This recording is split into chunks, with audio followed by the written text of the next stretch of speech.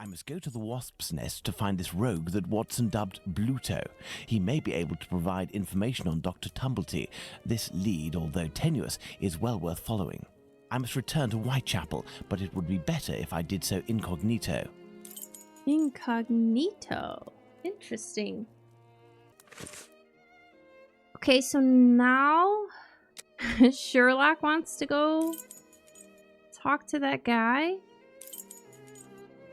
I must return to Whitechapel, but it would be better if I did so incognito. Oh, that's right, that's right.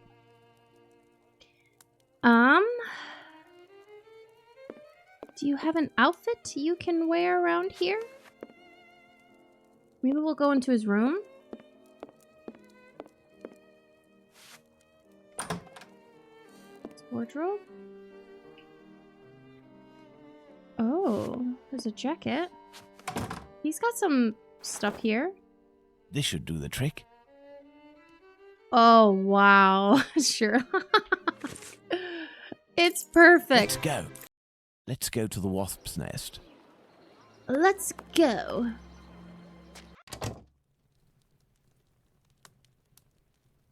Even his, like, demeanor has changed.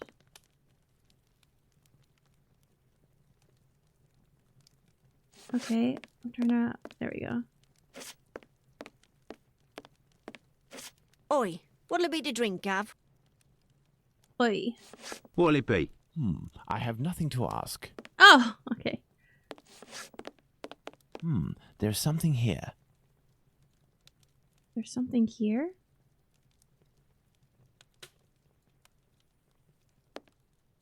I guess it kind of looks like steps.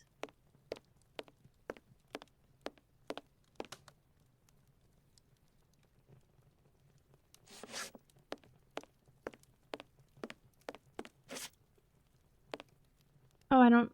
Hello there. You looking for a gas man? You really a gasser? You sure it isn't a bobby? Well, if you don't need me, I'll be on my way then. I've already been paid up. Stay. Who paid you? A doctor, Marston, I think he was. He told me you'd talk to me about a foreigner, name of Tumblety, if I did you a favour. Right, mate. Might happen. Oh, okay. What is it you need me to do then? Listen to me. At the end of Whitechapel, there's an abandoned dump of a house. Opposite Finley's boarding house. Upstairs in the mess where the gas pipes are, you'll find a sack with something heavy inside. If you look in, you'll regret it here. You find it, you bring it here, and you don't tell a soul, right? Got it. And then you'll tell me about this Tumblety so that I can report back to the doc? Yeah, doctors know people. And since you is here, it's because he'll move mountains for his American.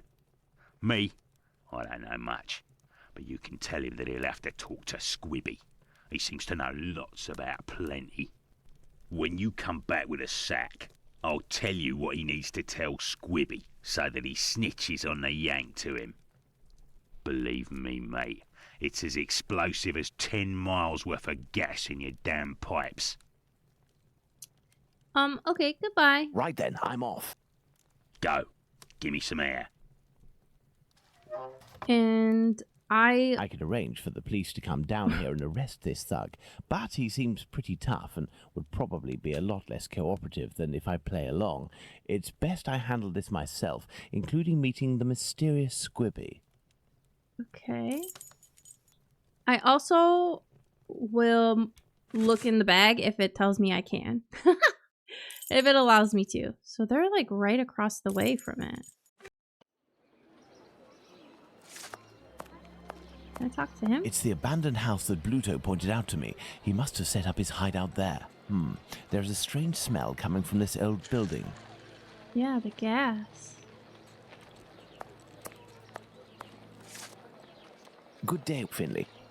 Good day, sir. Have we met before? Oh, you're gonna It's blow me, your cover. Sherlock Holmes, but I don't want it to be known that I'm here. Can I count on you?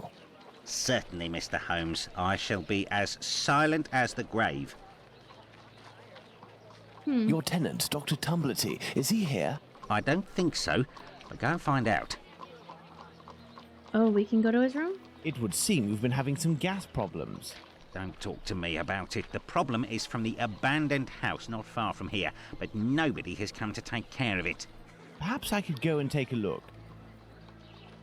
Do you have a ladder? No, but I think in the pile of wood under the stairs there is one in pieces. And if you also need something from the scrap heap, some old tools or who knows what, feel free to take it, Mr. Holmes. But leave the dishes in good condition. Ah, okay. Thank you, and goodbye. Goodbye, Mr. Holmes. So we're not gonna go in through that, like, through the door up the steps? What is this? Finley's ladder is smashed to pieces, but all the parts appear to be here. Okay. This must be a piece of the ladder. Oh boy.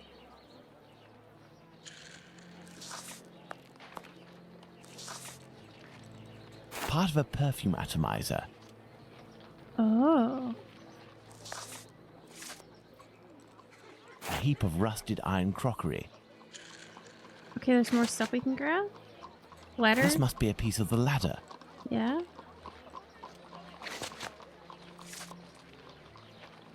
This lead pipe could help me to repair the gas lines. Interesting.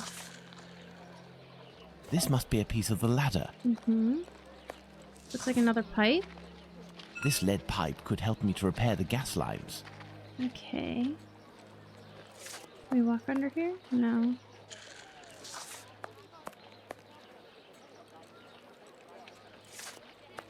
Oh, I'm gonna need these nails, huh? Some old nails. They may come in handy. So, where are the tools at?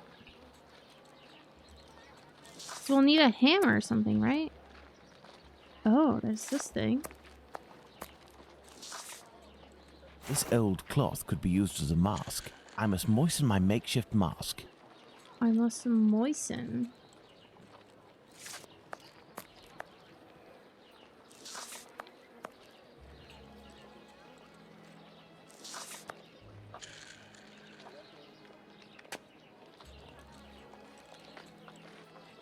Okay. So you have to moisten the mask. Oh, water. Water. Okay, so. Oh, we have a thing. So we need to moisten the mask here. There. This damp cloth will do for a mask. Okay. This window appears to be the only way out.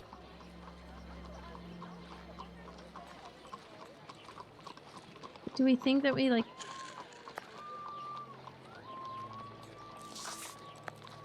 Oh. Maybe we go upstairs?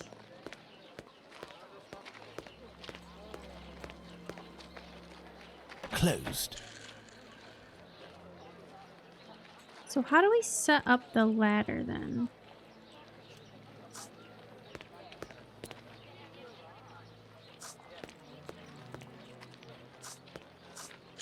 Closed.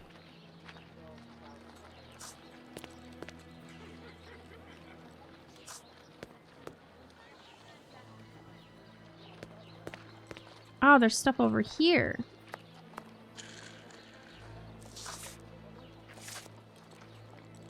This Okay. lead pipe could help me to repair the gas lines. A broken hammer. I will have to find a handle. Have to find a handle. Part of a perfume atomizer. Okay, nothing else? No? So do I need to combine things from the inventory again?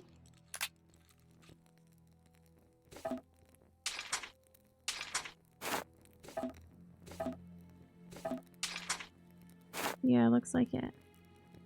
So we take this and that. Interesting. Okay, I guess I can't use that yet. Little stick. I would say that can be used.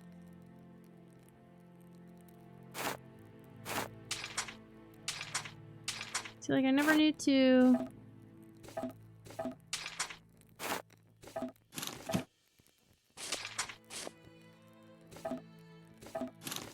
Okay, there we go. Okay.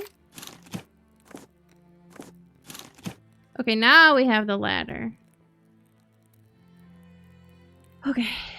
I still like, nothing ever told me to combine things like that.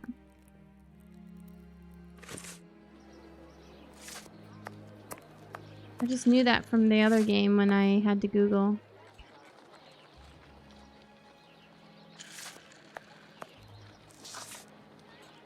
I hope this ladder will support my weight. Okay, so I had to have the ladder in my inventory out and then click up there. Let's go. Let's go. My cloth mask won't make much difference, but I'll be able to inspect the room for a few seconds. The leak Okay. must have been sudden. Even the animals didn't have time to escape. Oh no. The leak must have been sudden. Even the animals didn't have time to escape.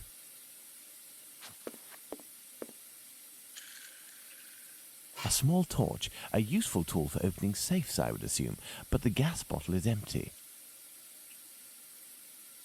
The leak must have been sudden. Even the animals didn't have time to escape. Oh, okay.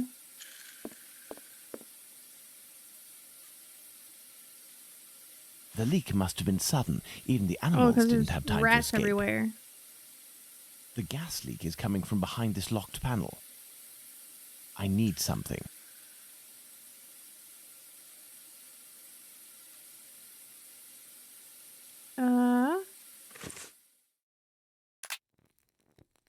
Blowtorch. Do you think this is gonna go there? No. Okay, he needs something. Someone left here in a hurry, presumably because of the gas leak.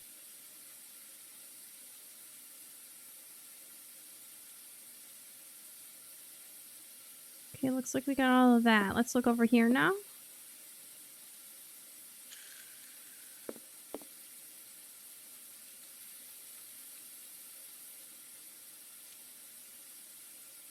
This iron bar will help me. Iron bar will help me. Okay.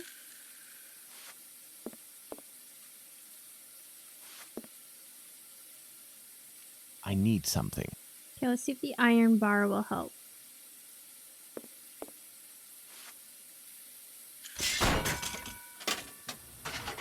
Yippee! The leak is coming from here. The satchel is behind these pipes. This explains why the thug wanted someone who knew about gas. He must have hidden it there in great haste and broke the pipes in the process. Interesting. So if we have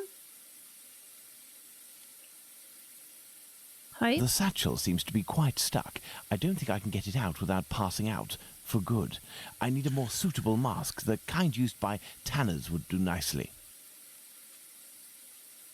okay, so then we need to leave. Now let me just go down here. Kind used by tanners?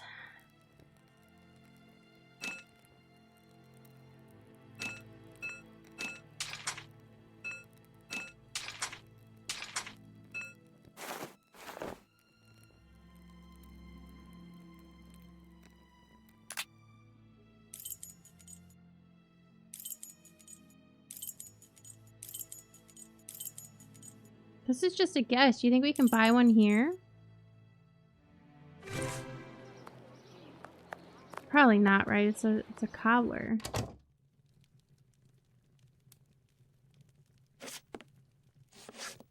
How do, sir? Hello.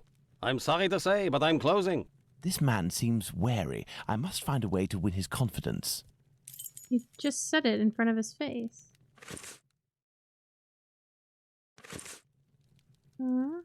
How do, sir? Hello. I'm sorry to say, but I'm closing. This man seems wary. I must find a way to win his confidence.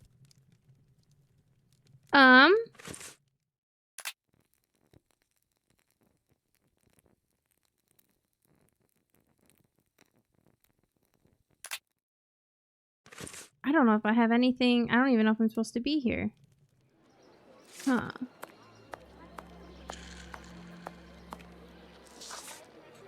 How is your investigation going, Mr. Holmes? Oh, Tanner's man. I'll be needing a mask of the sort tanners use. Do you know where...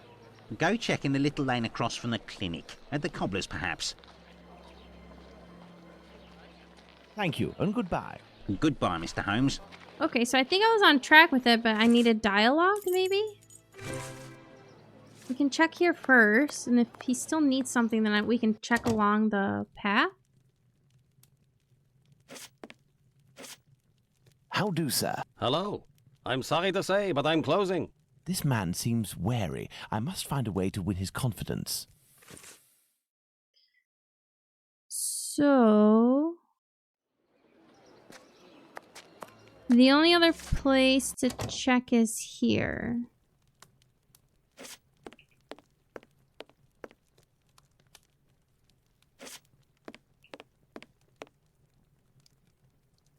There's something here?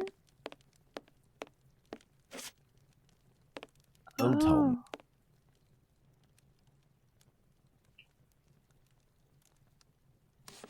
There's something here.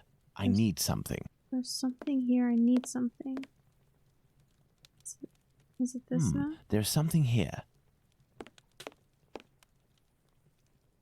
I see a jewel. It's fallen between the floorboards. What? You see a jewel where?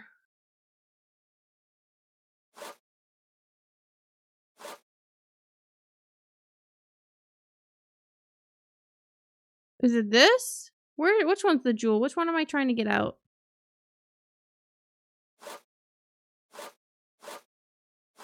Probably this one.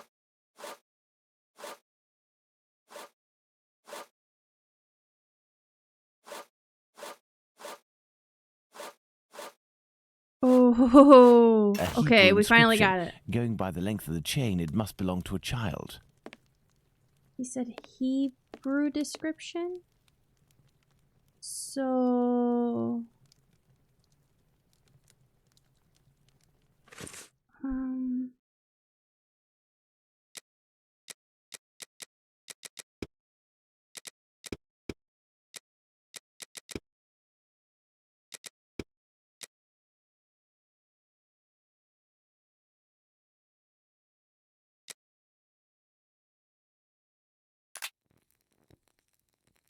So maybe that is what we do for him?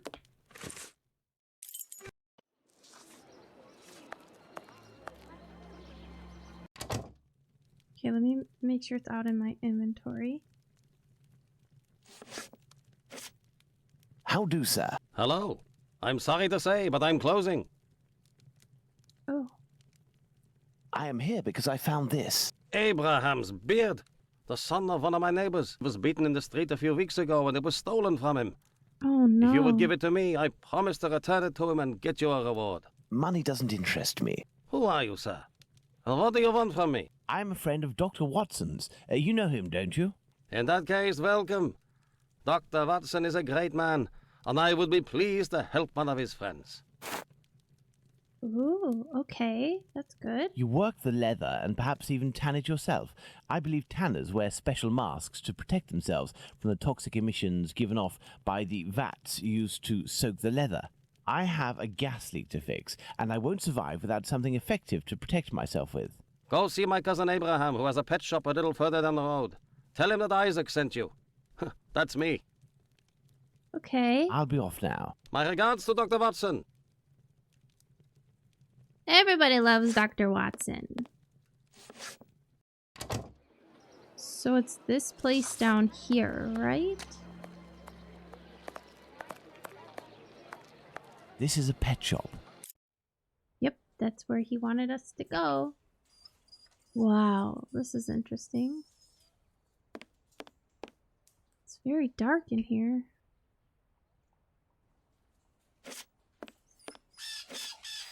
Hello, sir. Hello. Oh. You must be Abraham Solomonovich. I came on behalf of your cousin, Isaac. He said that you might be able to help me. I need a good mask to protect me from gas emissions so I can repair a leak. Yes, it should help you. But I let it drop into the big snake cage and they are very dangerous beasts. I don't know how to retrieve it. Oh god. But you must be equipped to deal with these creatures safely, surely. Of course, but I broke my hook. It should be over there. If you succeed in getting that beast from its cage, you will be doing me a great favor. Okay, the hook is over where?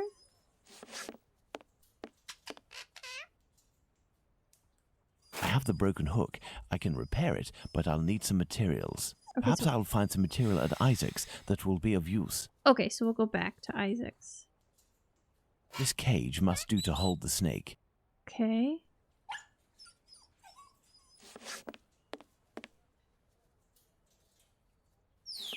We have other things. This cage must do to hold the snake. We have multiple cages. Do I need all of these? This cage must do to hold the snake. I need something. Okay. Let's go back to Isaac's Perhaps then. I'll find some material at Isaac's that will be of use. Yes, indubitably.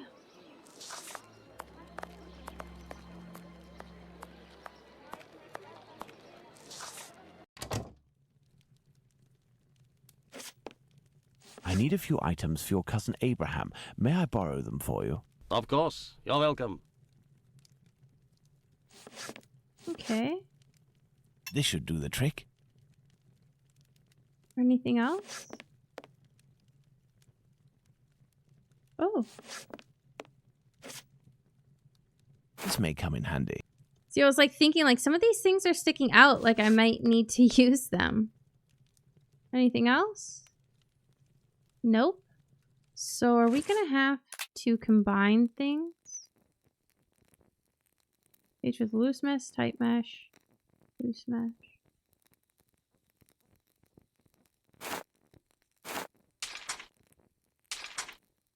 Okay.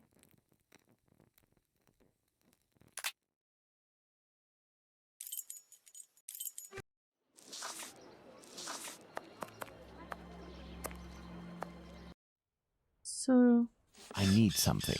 we need something.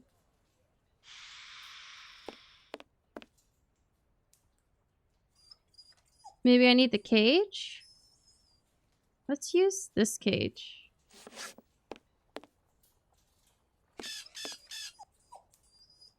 This cage will do the trick. The mesh is small enough. Perfect.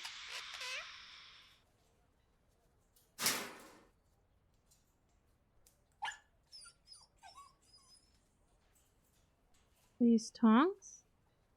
I need something. No tongs. I need something. I need something. Okay. Now do we combine stuff?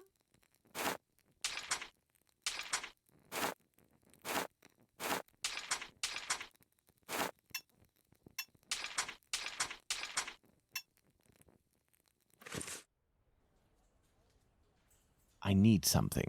What do you need?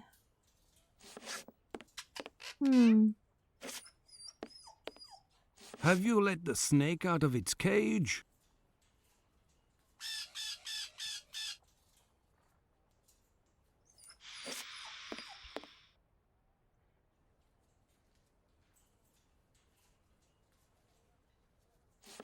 I need something.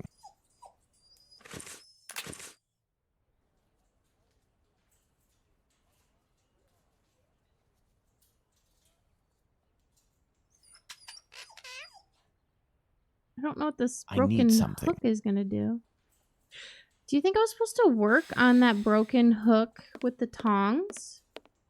Perhaps I'll find some material at Isaac's that will be of use. Okay, so he still wants me to find material.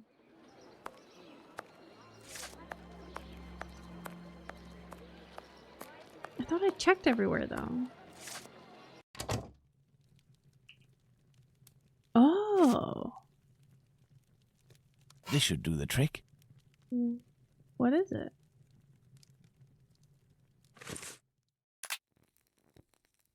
A metal shank? Is there anything else? Okay, I think we've got it all now. Hopefully.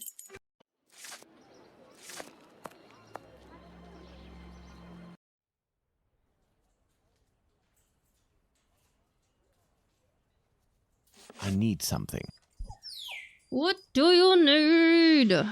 Okay, now do we combine stuff?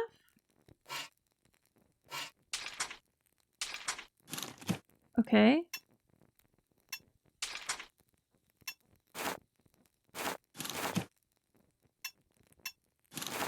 Okay. But now we've combined it all. There we are. Magnificent.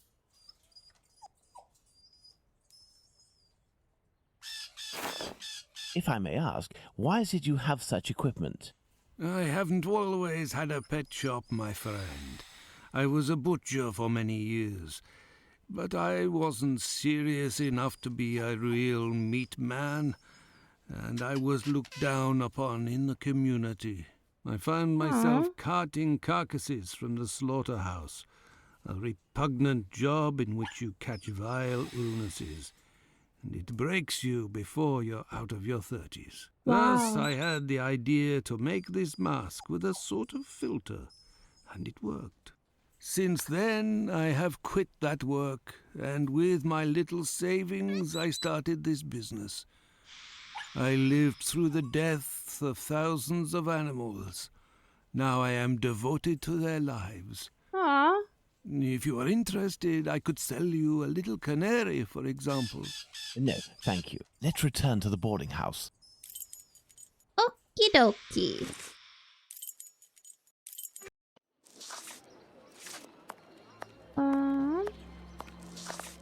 It looks like a child, and he's walking around with a with a bottle of beer.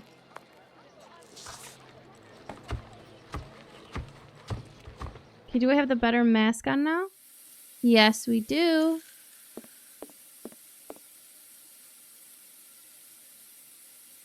The leak must have been sudden. Even the animals didn't have time to escape. Nope. Move right here. There we go. The satchel, rather heavy and firmly wedged. Dislodging it will take a concerted effort and is better done in a safe environment. I must repair this leak before I can get the satchel out. Oh my goodness. Okay.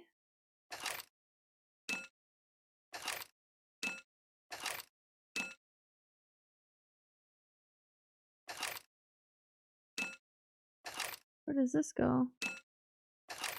On here? I don't know what I'm doing. Okay. Well, after watching a tutorial, because this doesn't explain how to do anything in this freaking puzzle. The satchel, rather heavy and firmly wedged. Dislodging it will take a concerted effort. Because it explains nothing. So apparently you use right click or left click to move things. So, and then this. There isn't enough gas. The pressure isn't high enough. Is supposed to do that. So the pressure isn't high enough. So like when we go down here, it's at a 0, right?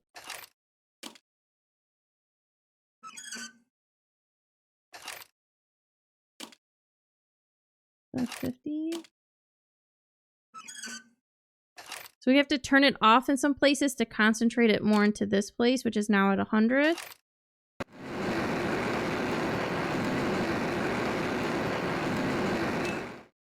I didn't watch the rest of the tutorial to see what I do afterwards. Hold up. Oh.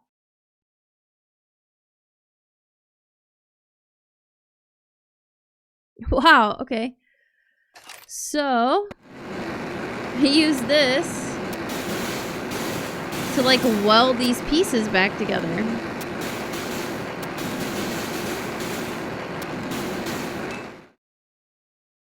That is a cool puzzle if they explained. Oh, it didn't even work. The satchel. If they'd explained to me what the hell to do. What the hell?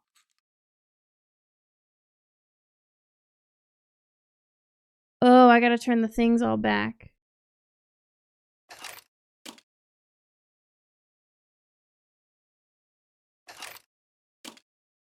Elementary. Elementary, yeah, I doubt that. Okay. Well, This much talked about satchel is very heavy and seems to contain metal dishes.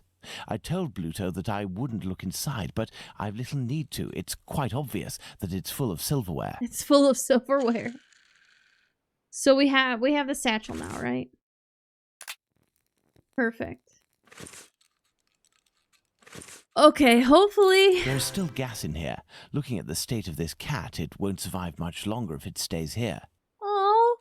Oh, kitty! Do we take the cat with us? Maybe we could take it to the pet store. Kitty. Let's go to the wasp's nest. Okay. Maybe we Let's go keep to the the cat? wasp's nest.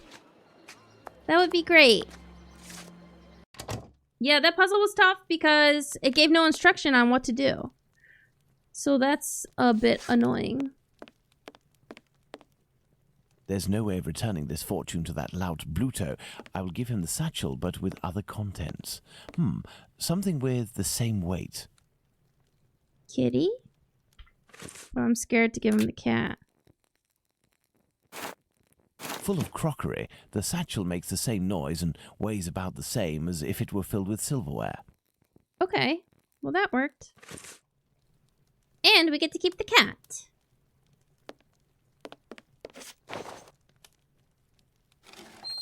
Pass the sack to me. Did you look in? I give you my word, but it won't belong to you until you tell me where Squibby is. Fine. The poor idiot was taken by the peelers the other day.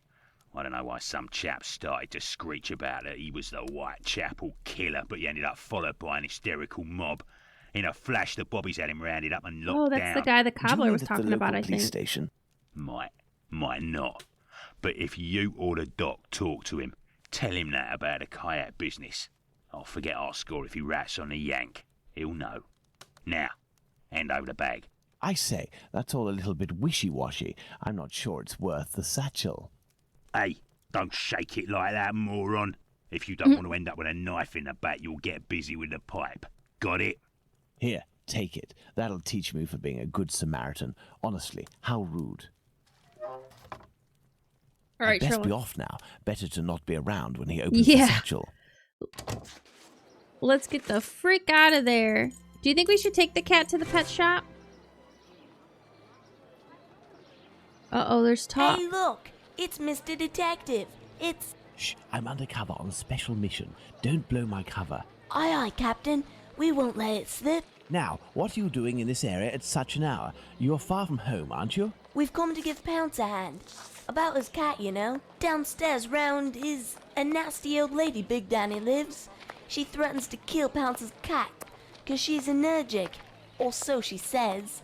And it makes it cough and vomit just by seeing one. Allergic. Oh, that's it. She stoned Pounce and his cat yesterday, and the poor thing took off and hasn't been seen again. We've been looking for it, but nothing. Do we have his cat? Does that cat there belong to Pounce? Oh. Bert! That's my Bertie!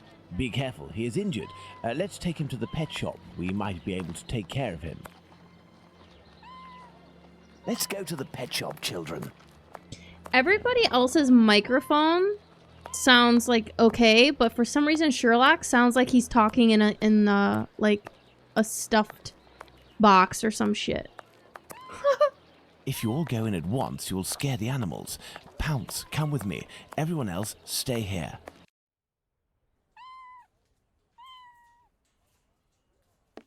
Oh, the little kitty. What can I do for you? I have come to return your mask. Ah, thank you. If you need something else, do not hesitate. The kitty. May I present young Pounce and his cat, Bert? Poor Bert, he's been injured. It's Big Danny who threw a cobblestone at him. Big Danny? Danny the Jaw? The terror of the Highlands? Oi, that's mister. Who's Big Danny? You know this lady? Lady is not the Oh. appropriate word. Fury, more likely.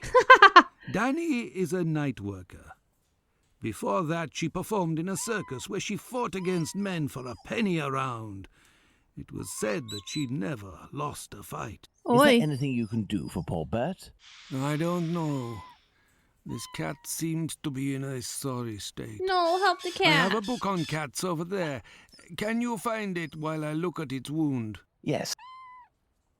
Help the kitty, help the kitty.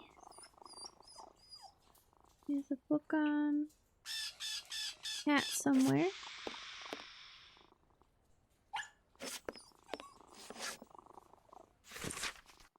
Aww. Valerian or Capon's tail. It has an irresistible attraction for all passing cats. The effect of its consumption on felines resembles in all ways the euphoric effect of alcohol on humans. We know that the simple fact of carrying an inch on one's person will be enough to cause even the most errant of cats to stay glued to your heels. Interesting. Aha! This must be the cat book Abraham needs. It's not in my inventory, right? No. What can I do for you? Oh, the little kitty. Here is the book on cats. Thank you, my man.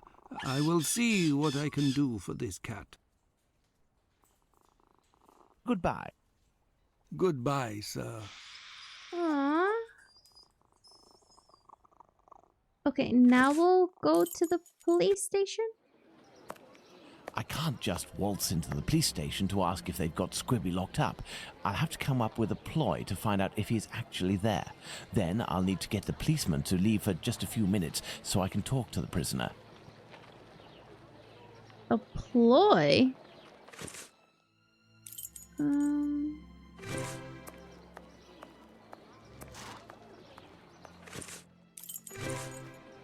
Do you think the lady at the brothel can help us? I guess we'll see if we can even go in. I have no reason to go that way. Okay. I guess she is of no help.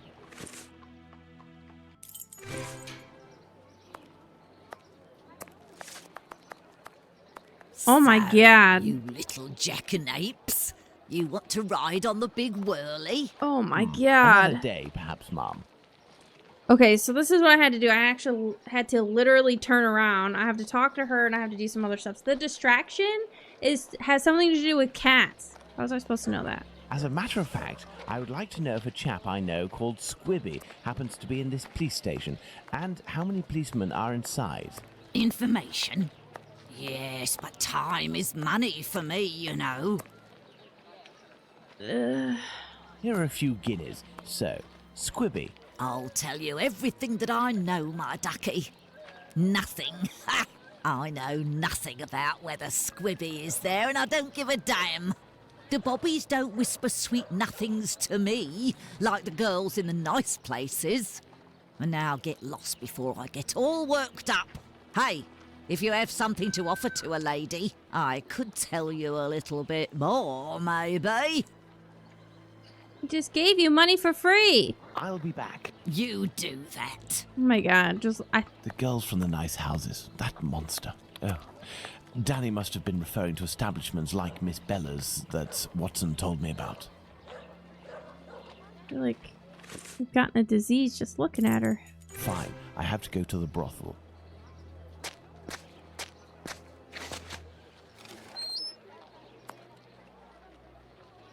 Boy, she was a scary one.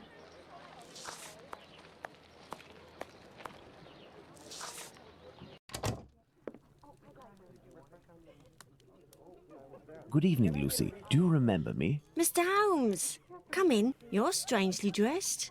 What have you come to do in the area? In the area. I've come to ask if any of your colleagues, or perhaps even yourself, associate with any of the policemen from the local station. Certain girls go with police officers, it's true. But Bella would be able to tell you more than me. Very well. I'll be on my way.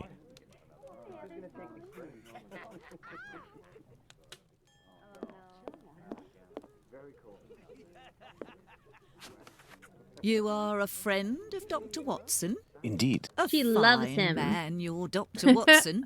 He got me out of a damn business with one of my clients. We gave this boar a lesson to remember. Oh, and he's good, since gone to France. having snagged one of my best girls. Oh, But damn. it's a break from all of her chatter. Oh. You're looking for information about the police, is that right? I can't help you there.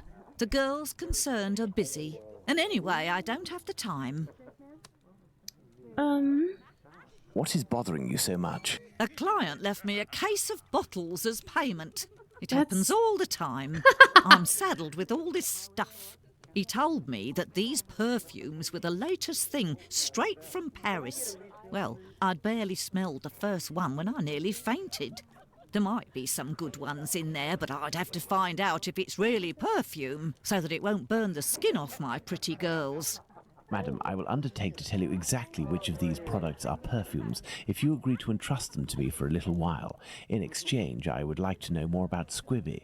Yes, I know him. We've struck a deal, Mr. Holmes. I'll give you these bottles. Okay, so we're gonna take these. I will need a book to help me identify Miss Bella's perfume. I believe the bookshop on Glenworth Street, not far from Baker Street, has just reopened. Let's go and take a look.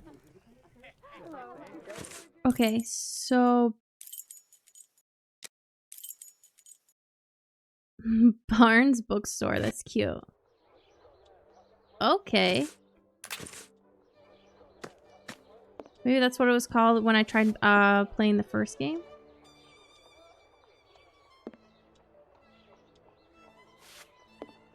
Huh. Hello, sir. Hello, are you the new bookseller in the neighborhood? Yes, my name is Barnes. You're one of my first visitors. Welcome. What are you looking for? Oh. I'm looking for work that can help me identify perfumes, a book that deals with vegetation and its possible uses in the domain, for example. I would recommend the Encyclopedia Spartica about vegetation. It consists of a reference on the matter. This book is the most complete that there is. Fine, I will take it. But it's just that, I have no idea where it is. Would you believe that my predecessor classified works by their acquisition date? Nowadays, we advocate a thematic classification. However, I am getting down to the task. You aren't looking for anything concerning the history of the scripts. I'm fascinated by the subject, and I already have numerous books on the topic. It is no doubt very interesting, but I need this book Spartica without further delay. Fine, fine. I will try to find the acquisition date of this encyclopedia, Mr. Holmes, Sherlock Holmes. Ah, fantastic. You are the man for the job. Perhaps you could try to find the missing dates. That will buy you some time. Okay. There are some dates missing? Yes. I forgot to mention that detail. The dates were written on cardstock attached to the columns, and there was one date per section. As one goes along, you will see there is no specific order, and certain are missing. I remade the labels, but I don't know where to put them. They're there on the counter. Are there any other details to know? The proprietor inscribed a date every 2 years since his arrival in 1864, up until now, that is 1888. He left a note regarding his method of shelving, but I didn't understand a word. I do believe, in fact, that he was a bit mad. Okay. There are some dates missing? Are there any? There we Well, go. I will see. Oh my. Note from the old bookseller. All of the numbers placed on the same column must have different ending numbers. For example, 1886 and 1866 together would create an inconceivable disaster. The dates whose numbers added together will produce the same sum cannot be put on the same column if they indicate the same sense. Number of dates by column 454. What the fuck?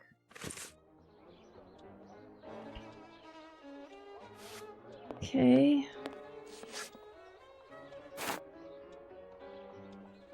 What was that? I must put all of the labels back in their rightful place. Did I pick up labels?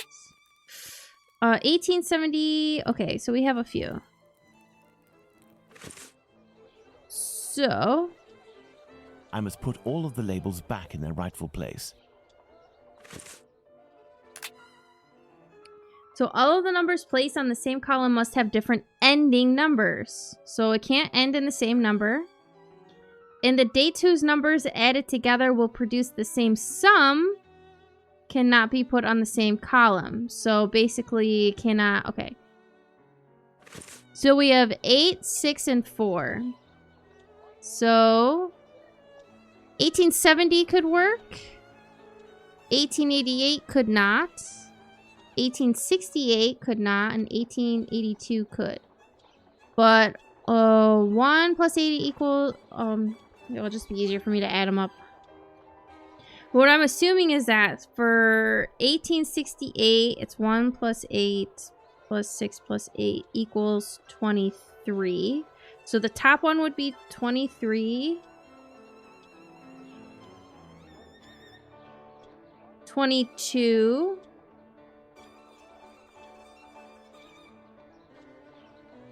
19.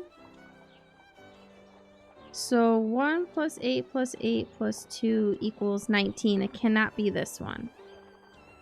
So I'm assuming it's got to be 1870. Which is 16. Okay. So... I must put all of the labels back in their rightful place. Shit, well, Sherlock, you're in my way. So now we have 1872, 1884, and 1880. So we could use 1888 or 1886. We can't use 1882. So now let's add up the numbers. We have 1 plus 8 plus 7 plus 2 equals 18. 1 plus 8 plus 8 plus 4 equals 21. 1 plus 8 plus 8 plus 3 equals 17. So if we did 1 plus 8 plus 8 plus 8, that equals 25. I don't think we did 25 yet. 1 plus 8 plus 6 plus 6 equals 21. I think there was a 21. Right? 1 plus 8 plus 7 plus... Oops. 1 plus 8 plus 7 plus 2. 18. 1 plus 8 plus 8 plus 4 was 21. Okay, yeah. So that one will have to work. So this one we have a 1886. So 1866 could not work. And 1882. So this one I'm going to assume has to work because we can't put two that end in the same number.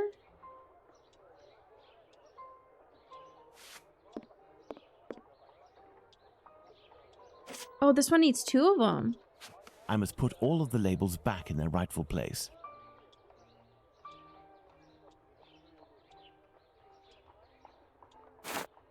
Okay. There, Mr. Barnes, the labels are in Perfect. their correct places. That should facilitate your classification.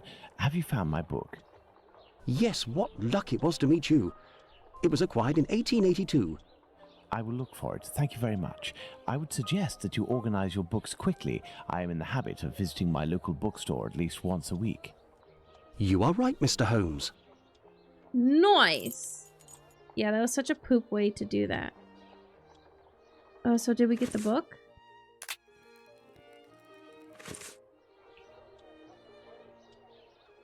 Oh crap. He told us where it was.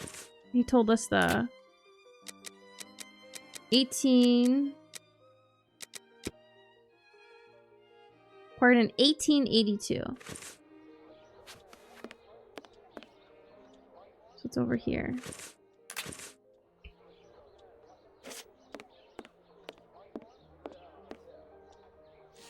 Let's see. The Secret Life of Anchovies. Memoirs of a Public Accountant. These books on various wide-ranging subjects are hardly going to be useful. Memories of the Public Accountant? I thought you said 1882. Let's see. Oh, it's because he's reading over there. Okay. That makes sense. All right. Perfume is described in a musical metaphor as having 3 sets of notes, making the harmonious scent a chord. The notes unfold over time with the immediate impression of the top note leading to the deeper middle notes and the base notes gradually appearing as the final stage. The quality of a perfume is usually assessed in terms of three parameters. I think it's parameters. Fragrance is the most important issue, describing essentially the smell of a perfume. It is followed by the intensity of smell, ranging from subtle scent to overwhelming odor. Also, safety of use is important because not all the elements of a perfume could be sound for ladies' tender skin. This encyclopedia on plants and spices is just what I need to analyze these so-called perfumes. Let's return to Baker Street. Oh, what's happening here? To Baker Street. I will need my work table.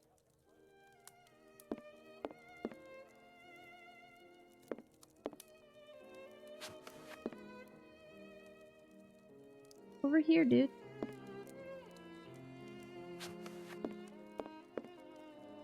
I need something. Oh. There you go. Let's get to work. I must analyze these perfumes.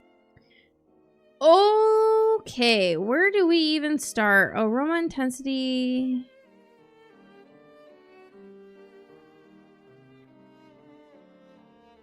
Resin oil. I guess we'll...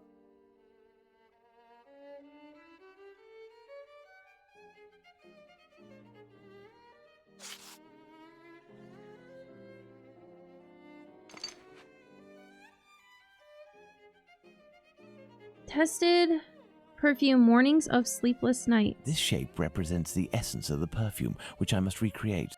Okay. These shapes represent the smells at my disposal. Okay.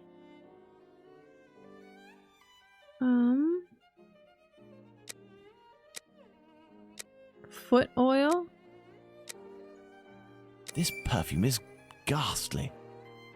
Yeah, it is. Result good. This shape represents the... Oh. Okay, so now we have this one.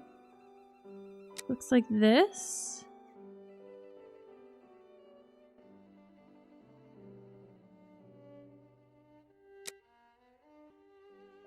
Oh no. Needs this.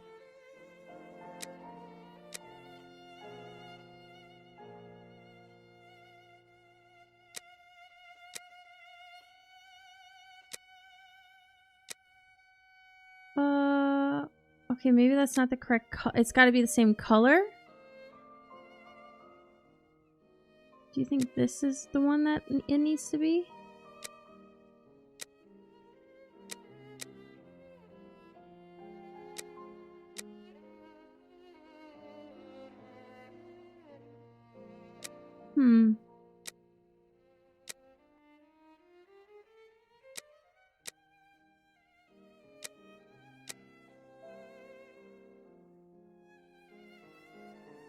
Tested perfume, swamp water. This shape represents the essence of the perfume, which I must recreate. I think this bottom is good.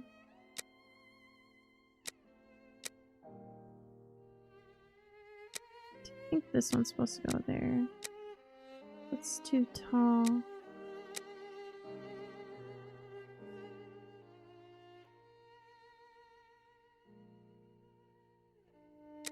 Is it this one? Maybe it's this one. Excellent. Now Finally. on to the next step. Finally.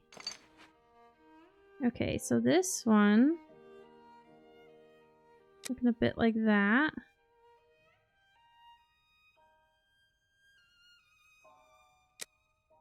This one? And this one? No. Maybe that one and then this Elementary. Fine, I have to go to the brothel. one? Fine, I have to go to the brothel. Well, at least he doesn't sound excited about it. Fine, I have to go to the brothel.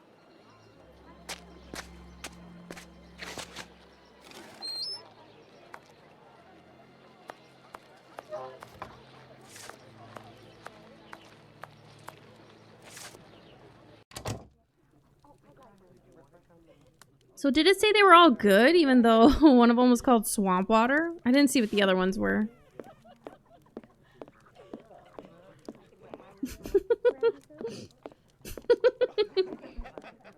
Oh my god, I almost spit out my Dr. Pepper. So, What was he my doing? dear man, have you reached a verdict? I have distinguished the good perfumes from the bad, but even the good ones are nothing more than common sense for adolescents. Who cares? It'll freshen up a few of my girls. Wait, there's a perfume here called Valerian. What is it? It's not really a perfume, technically speaking, unless you like cats. It's more of a kind of medicine. It smells strange. I don't really like it. Here, I can give it to you. And I have some information. Squibby is most assuredly locked up at the police station hereabouts. It would also seem that he's the one who doesn't want to come out. Interesting. Do you know someone by the name of Danny? Danny? Big Danny Nutcracker? Ha! The one who hates cats. Why does everyone keep That's getting the the one. nickname You're Nutcracker? interested in that kind of bird? Huh? Be like dipping your biscuit in a pig's trough. Oh my god. She's dangerous, a real cyclone. So beware. And her appearance. She claims to adore perfumes. Ha! She'd need this whole box to smell sweet. Ah. I doubt it'll take much to make Danny cooperate, perhaps by offering her a little gift. Yeah, maybe we can offer Let's go her... to the police station. Maybe we can offer her that perfume, and then it's gonna bring a bunch of cats? And she hates cats. / is allergic to them. Do you think we need to combine this and this? There we go. And then that's gonna cause the scene to get the police out. Do you remember me? Would you be kind enough to help me by telling me how many policemen are inside in exchange for this bottle of perfume? A real perfume. There ain't much in the station. It was pretty busy, but now there's only one constable, dearie. There we are. Now Danny has been sprayed with valerian, a scent that's irresistible to cats. I must create a diversion in the street to make the policemen come out, but I need some cats. Lots of cats. To the pet shop. To the pet I shop! must go to the pet shop. That was funny.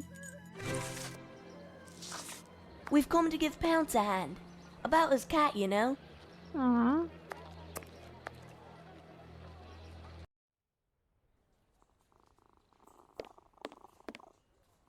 Almost sounds like you can hear the cat purring. Maybe it's other animals, I don't know. What can I do for you? Kitty. So, how is Bert doing? He'll pull through. But he must eat, and I have no food for him here. We will need to find him some. And where can we get some cat food? We must find Hardiman. He sells meat for cats. It's around this time when he passes the end of the road. You might be in luck. You'll hear him from far away. He was always calling beep, beep. Thank you for everything, Mr. Solomonovich. So, Pounce, shall we look for the cat food seller? Poor Bert has to be fed, and I might have some work for you and your friends.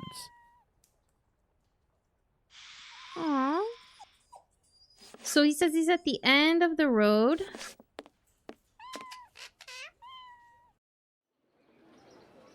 There he is. Aww. The little boy cares so much about his cat. Beep, beep.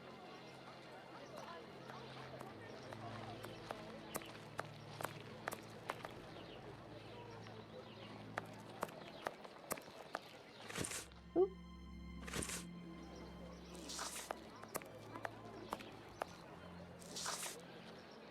Beep, beep. Good evening, sir. How do? A little kebab for the cat? Yes. These little brats can't possibly all be yours. Oh. Oh, no, none of them.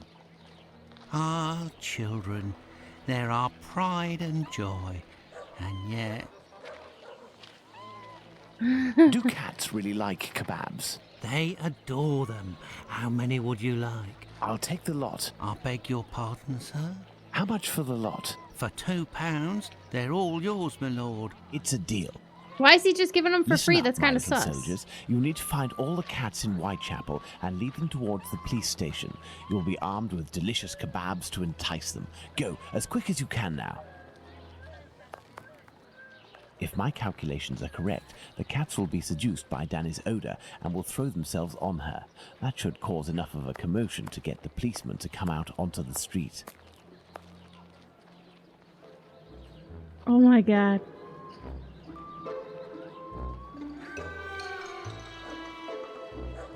Come on now, children. Let the cats alone.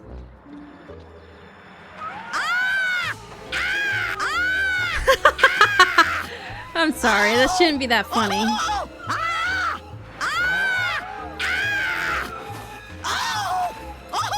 But what's all this racket? Calm down. Come on, out. And make those cats shut up. Well now, let's see what I can do about Squibby. Oh, I hope the cats don't get in trouble. I shall leave Bluto's treasure at the station. The police will know what to do with it. Oh.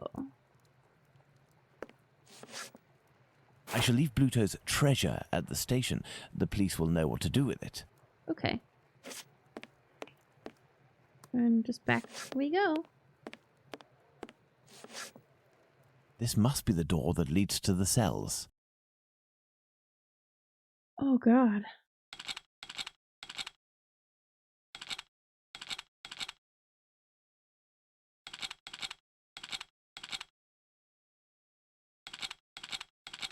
What the fuck? Okay. I had no idea what I was doing there. I was just fucking pushing shit.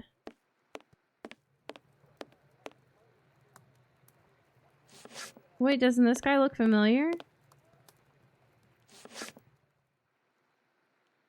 And who are you? I've come to talk to you about Tumblety. So you're here to kill me, are you? Absolutely not. I've come on behalf of someone you know who told me you have some explosive news about this American. In exchange, he has settled your bill on the kayaks. You ain't no street person, you. You're a bobby, trying to wind me up, aren't you? Not at all. Will you agree to talk? Not a chance. I'll give nothing away for nothing. I don't have to follow Bluto's orders. I'm in it up to my neck, and the bobbies won't agree to keep me locked up here for the rest of my life. You mean to say that you are here of your own accord? Damn right. Only death awaits me out there. I was almost lynched because I was blamed for the murder of those poor girls who were chopped up like animals. The police put me here for my own safety. That's when this journalist showed up. Hi, Piep. How are you? Welcome. A journalist. Didn't we know a journal? Oh, the journalist was in the pub, wasn't it? A journalist? I socked him once for disrespecting me down at the pub. He said I'd pay for it one day, and that day came. He said he was going to squeal to the papers about me. With my description and my tattoos and all, I was arrested at the same time the police said they'd caught the Whitechapel killer.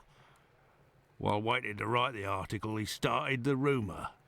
Now the streets ain't safe for me no more. I understand. Listen, if I find this journalist and make him promise to not write a word about you, and if I also agree to pay for you to get out of London, will you tell me everything you know about Tumblety? You sure know how to speak to ruffians, don't you? You got yourself a deal. What's the name of this journalist? Bulling. Tom Bulling. Tom Bulling? That name sounds familiar. That wouldn't be the journalist that Watson met at the Wasp's Nest. I think it is. Ah, no, nothing. I was just thinking aloud. Well, Okay. I'll be going, Squibby. You're right. It ain't healthy here. Hey, but what are you up to here, you? Off with you, and make it quick before I take you in. Let's go to the Wasp's Nest. Oh, but that guy's gonna know we stole his stuff. Everything's alright, Piep, thank you. Ooh, you're at the cinema. What did you see? Let's go to the Wasp's Nest.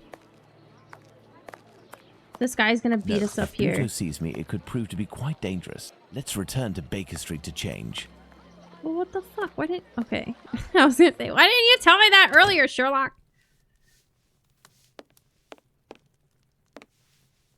Talk to her? Good evening. There'll be a nice tip in it for you if you can tell me if you recently saw a journalist here. Yes, sir. Damn. A damn nuisance, that man. And a real cad. He cursed me out something fierce for staining a book that he put down, even though it was him who was shaking so much that he soiled it with a whole lot of ale. A whole lot of ale. The last Insidious movie, it was bad, actually. I think I saw the first one, and I thought that one was pretty good, but then I think I saw the second one and was like, oh, this one's not that good.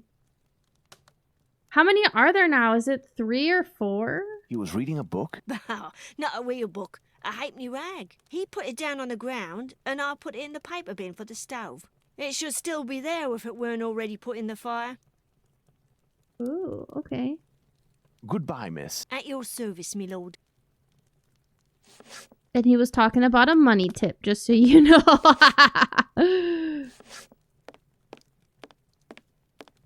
Oh, there's 6 of them? Jeez. Evening. A pint for me and have one for yourself. I'm looking for a journalist, a good client of yours. Goes by the name of Bulling. At that point, I think they're probably just making Haven't too seen many, him for right? a day or two. He must be sleeping it off somewhere. Where to hide from the landlord when you owe some serious bread? What paper does he work for? I don't know, but I can't believe that he works at his rag, because he's always round the pub scribbling his useless papers. The last time I seen him, he spent a whole day at that table drinking and scratching away from morning till night. He finished by celebrating, and without the help of a rich chap, he would have fleeced me of a guinea. Oh, that's Dr. Watson. Thank you, my friend. That's nothing.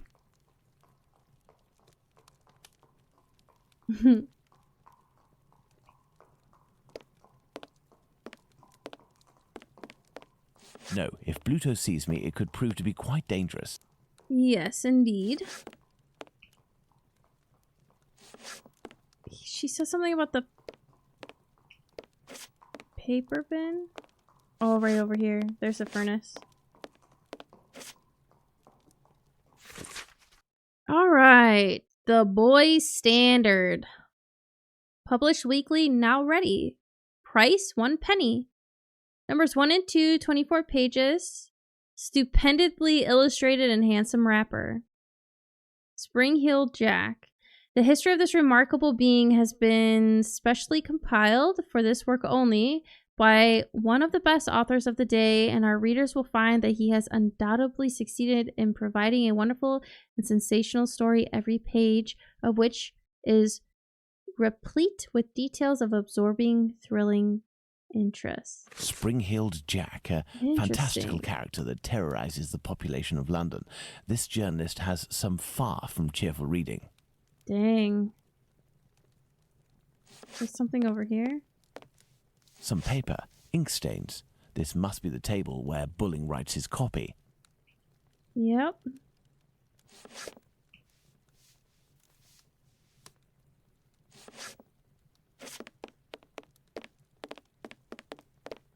my god. Okay, go this way. Go this way. He always gets stuck on stuff. Right on. Maybe we'll head out. I don't know. Let's return to Baker Street. Okay. Tom Bulling isn't here, but the Baker Street irregulars should be able to track him down. Perhaps Watson will have something to tell me in the morning. Yes. Up at last, Holmes. Were you able to get anything from that crook at the Wasp's Nest yesterday? Not yet, but I am working on it. And yourself, Watson, what were you able to find out from your colleague about the sale of second-hand female parts? Holmes? Well, actually... Let it be, Watson. It was tiring, no doubt. Well, as soon as I mentioned the possible existence of a black market dealing in human parts, everyone in the hospital became very tense. This silence, therefore, tells us more than anything else at this point. That's However, so I have trouble crazy. believing that such a peculiar dealing as that involving Annie Chapman's uterus could have gone unnoticed in the medical community, if that is indeed what happened. That's my opinion, as well as that of my old university colleague. He maintains that any form of organ trafficking would be impossible, not to mention unnecessary. However, he did tell me something rather troubling. The unexplained disappearance of several corpses from the hospital morgue. Yeah. He has allowed me to investigate, provided I do so discreetly. And here is what I found, concealed in what appeared to be a secret letterbox. Interesting, an encoded message. Indeed. And look, the symbol of a certain well-known Spartaca encyclopedia is printed on it. Perhaps it will help in deciphering the letter. Thank you, Watson. Uh-oh. Are you going out again? I promised a new patient, Captain Stenick, I'd go round to examine him. He lives nearby. I may be back before you've had a chance to decipher this mysterious message. Uh-oh. Good. Let's decipher the encoded words in the message that Watson found at the London hospital.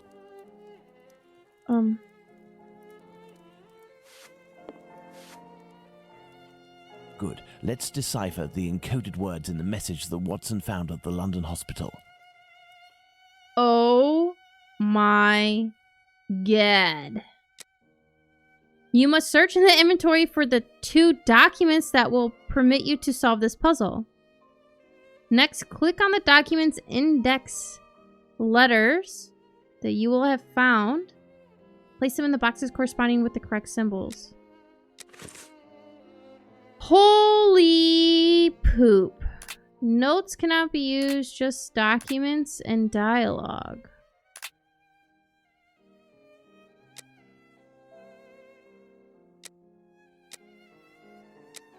Okay, so this is one. Encyclopedia. Here's another encyclopedia. Okay, I guess it's both of those. The index of the Spartaca encyclopedias seems to have a connection with this letter. What? So... Okay. Let me look. So this is VIV.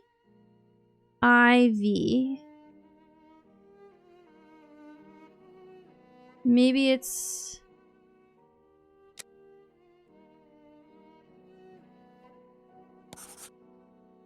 Oh. Was that correct? It won't let me move it. I was gonna put a D next to it. Because this one is a V too.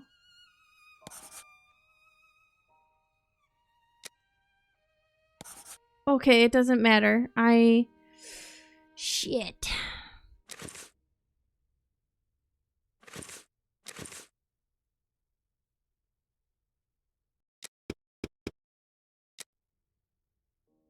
How do I read this again? Reset. So, I found the 2 documents. Next, click on the document's index letters that you will have found and place them on the boxes corresponding to the correct symbols. The index of the Spartaca encyclopedias seems to have a connection with this letter. Oh. What if this is a W? Because instead of it being V's, what if they're X's?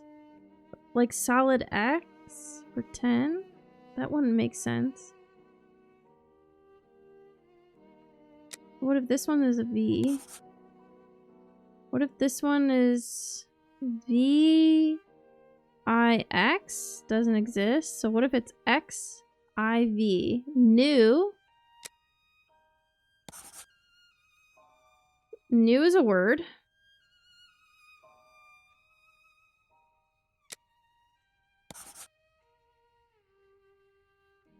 XV?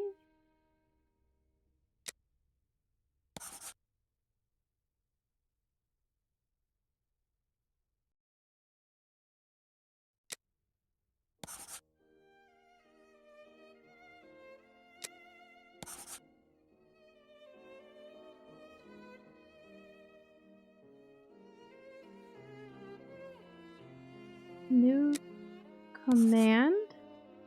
New command. Woman. Okay, I think I'm figuring it out. I think some of them, they can either be an X or a V, so that's what kind of got complicated.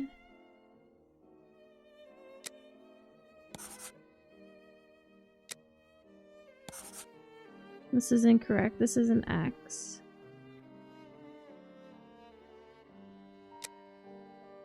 Actually, I don't know what this is going to be.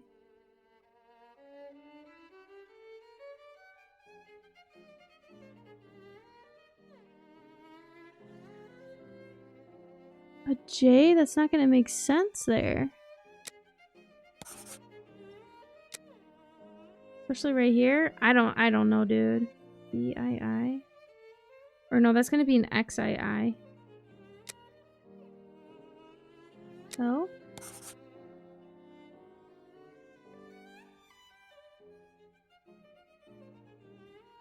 No, I think this is an X. And then I think this is an E. Oh, okay, let me go back up to the top, because this is... No, this has got to be an E. This one, I don't know what it is. New command. XIX. XIV.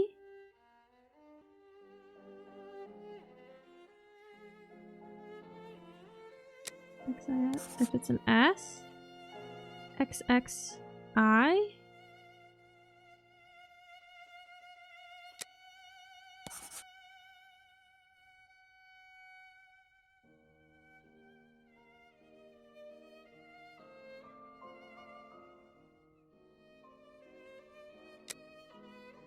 Subject. New command subject.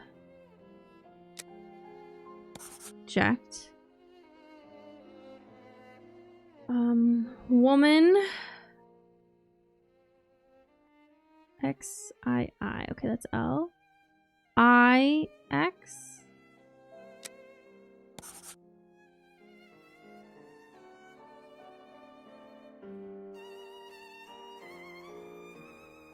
XVII. XVII.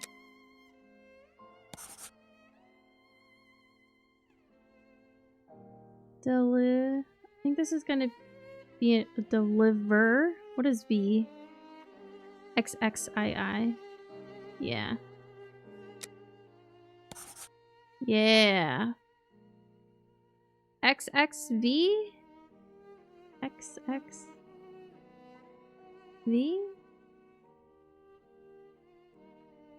Delivery? Welcome back, Pia. This is tough. This is probably a V. Then 7X. VII? H?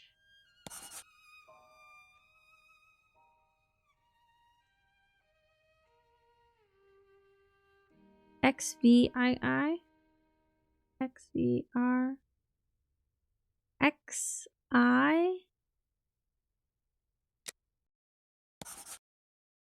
Something's wrong.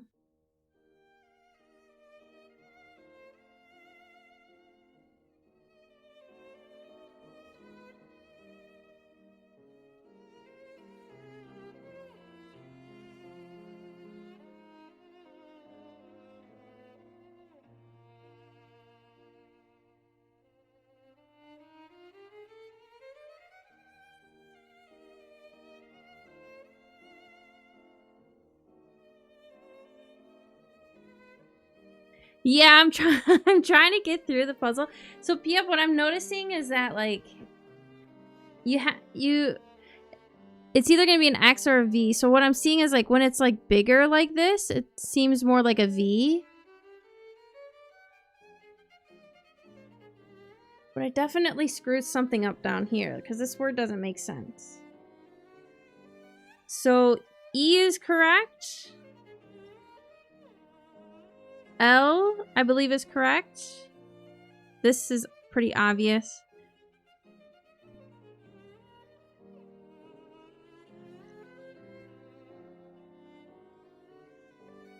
I don't know.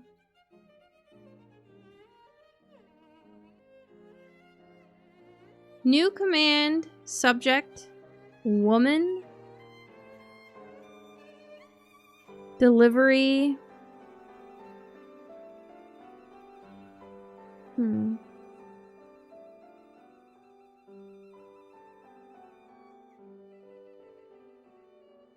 missing?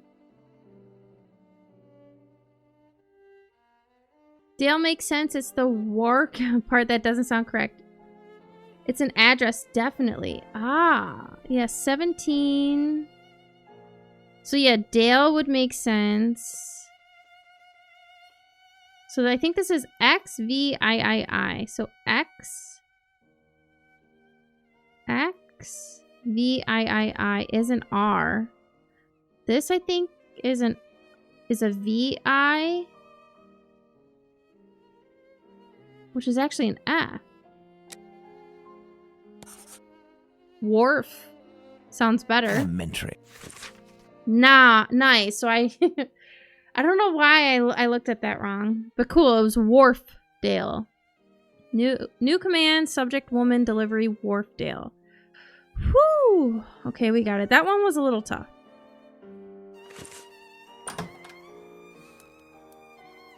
My dear Watson, I congratulate you on your investigation. This letter seems to well and truly confirm the organized trafficking of bodies in London. My God, how dreadful. Watson, we must go to the address that appears in this message. I would suggest you take your weapon. It hasn't left my side since the beginning of this whole affair, Holmes. I'll also be putting on my workman's disguise again. One never knows. But what about me, Holmes? Stay as you are, Watson. At worst, you can pass as my employer. Find Wharfdale Road on the map of London, Watson. Understood, Holmes. Alright. Wharfdale Road. There it is. Yes, I have, Holmes. Here we are, Watson. 17 Wharfdale Road. Let's be careful. You think so, Holmes? Uh-oh. This house seems to be abandoned. Okay. I thought Wharfdale sounded familiar. I can't remember which game. This wheel is in good shape, but it is impossible to remove it. The pin holding it is stuck. Okay, so we're gonna need to find something to remove that. This rope seems strong. It is sure to come in handy. I need something.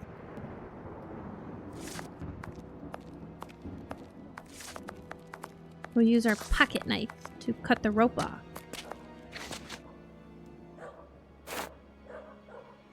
He just dropped his stuff down.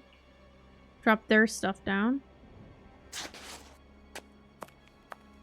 Oh God, he's in the way.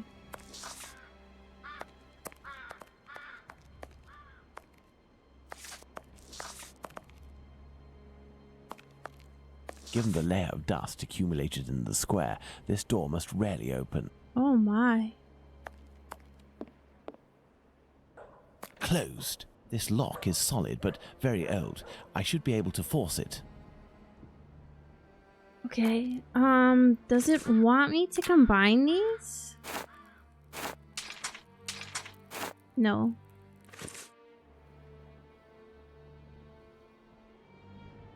This lock is solid, but very old. I should be able to force it. What shall we do, Holmes? Okay, we gotta find something else.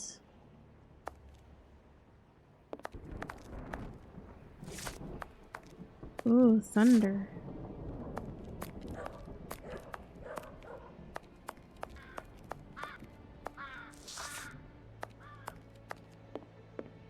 Oh, footsteps. Numerous footsteps. Apparently this passage is used frequently. Oh, and there's something here. This door was recently reinforced. Impossible to open it. This door was recently reinforced. Okay.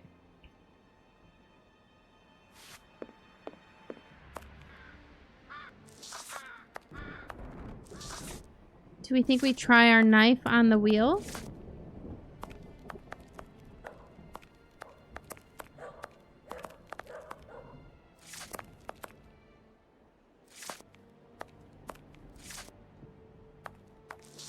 Nothing of interest here. Okay, so I gotta do something in here.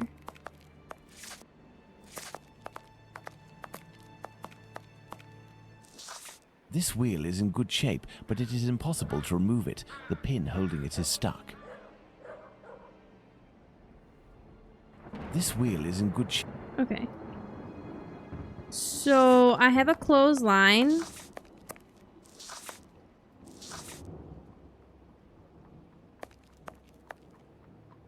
Maybe there's something back here. Ah, okay. So it's like we looked all through this little area. This stone was blocking the wheel. Okay. This trolley seems to be in good condition, apart from the broken wheel, of course. No, I can't do that. Okay, so we're gonna have to put the new wheel on it. A tarred cover.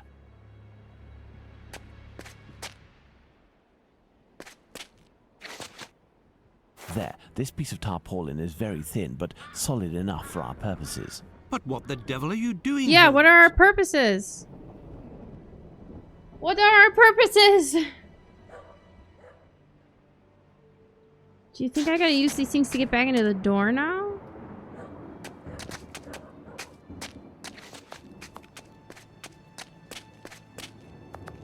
I don't know what this would have to do.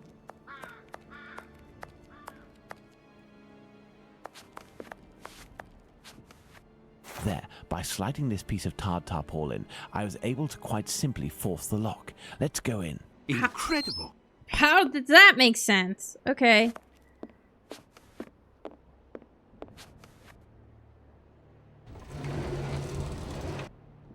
What the fuck did he do? Watson, your ass is blocking me. He just moved it, and I don't know why. Trapdoor. Right on. Okay, I guess that's why he moved that. Closed. Drat.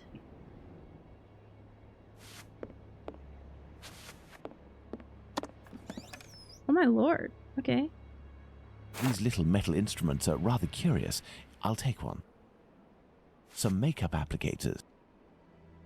Some makeup applicators. These jars contain chemical products. I have no idea what they are for. Okay, let's go see if we can go up the stairs. Yep. No, what are you doing? What are you doing? What are you doing?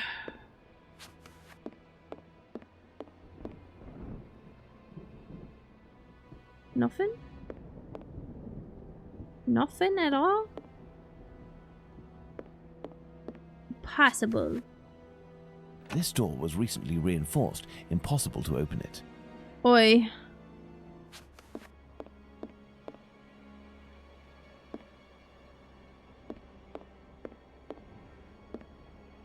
Okay, let's go see if we can open up this trapdoor. Probably not. We must find a way to get down through it, Watson. Incredible. Oh, okay. So what is this thing that we picked up?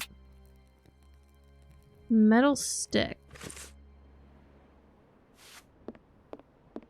Oh, Watson. You were in the way. I guess you gotta pick your battles, right? Would you rather him just clip right through it, or... Okay, let's see if this'll work. This little instrument will serve perfectly as a pin punch. But what the devil are you doing, Holmes? Okay, so now we have the wheel that can go over here, but how is this gonna help us get down into the basement? Cellar place.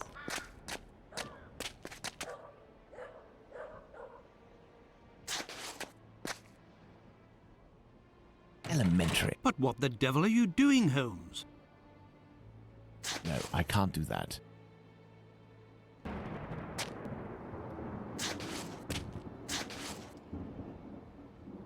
This stone was blocking the wheel.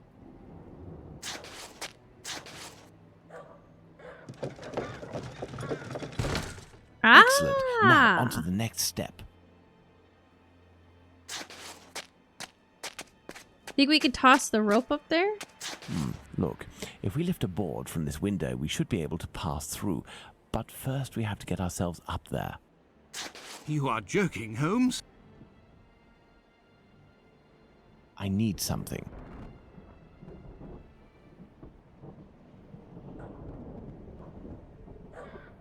I need something. I need something. Okay, well, we don't have what he needs.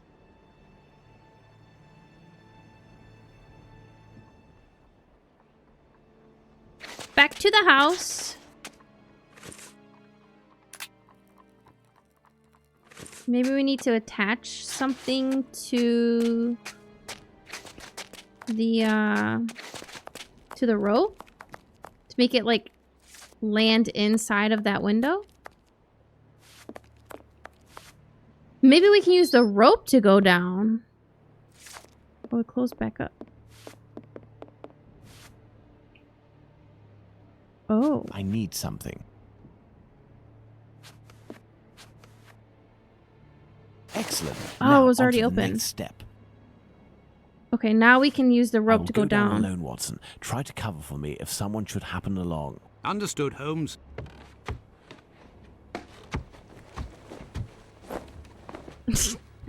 The thing didn't open back up. Okay, there's a fire going. Rings, wedding rings, gold teeth. I daren't imagine where they came from.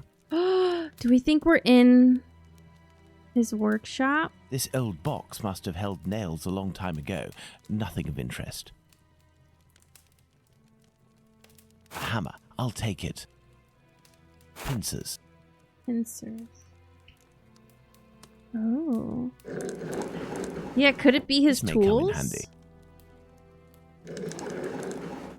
This may come in handy. Okay, let's back out. Looks like there's a trap door or something underneath. It is a stretcher that can be dismantled into 2 pieces. I have to find a way to take it upstairs, I think. I'll be needing it. Here's an electrical mechanism. Turning the handle should supply it with energy. Ah, it would seem that there is a broken connection.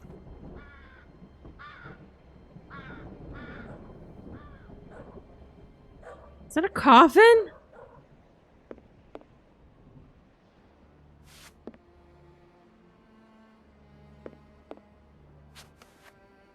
Closed. Footsteps. Numerous footsteps. Apparently this passage is used frequently.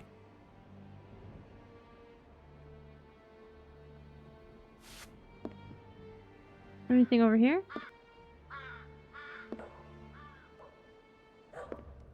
Yes. Clothing that appears to be destined to be incinerated. It's a dress. The coffin. A coffin, recently made and already broken. Yikes. A pointed poker. This is sure to come in handy.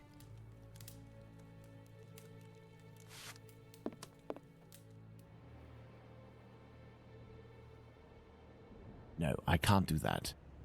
Okay, what about No, this? I can't do that. What about this? Excellent. Now, on to the next step. This box is broken. The wires must be reconnected. Pray, think.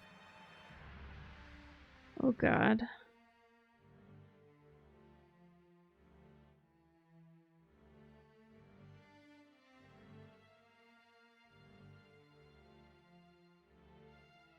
What am I doing?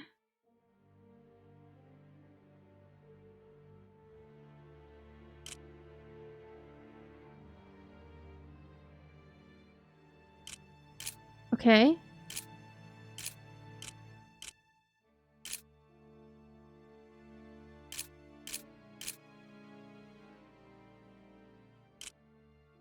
Okay, hold up.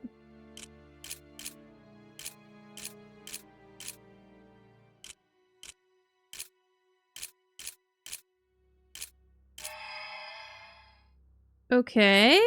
Okay. I just started clicking on stuff and finally it did some stuff. Okay, so for the pink one.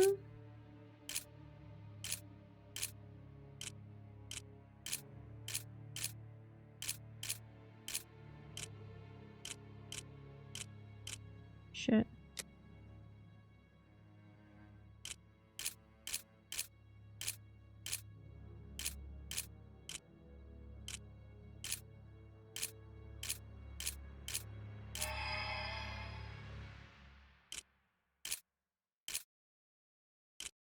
It's like a Resident Evil puzzle.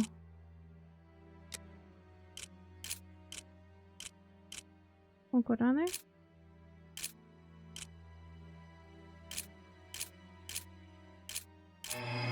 Elementary. Elementary.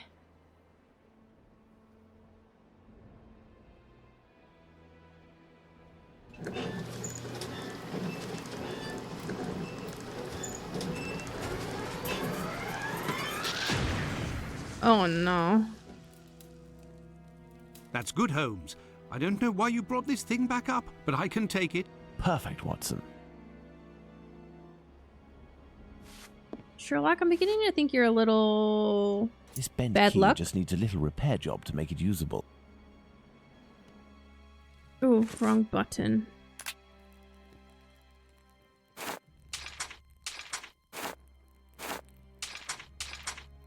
Oh, maybe I have to use the desk?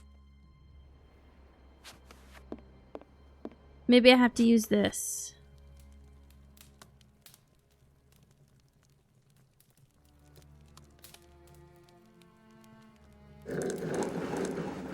This may come in handy.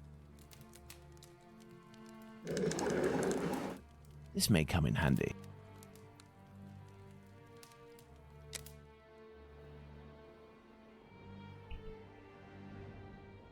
How am I repairing this key? I gotta bend it.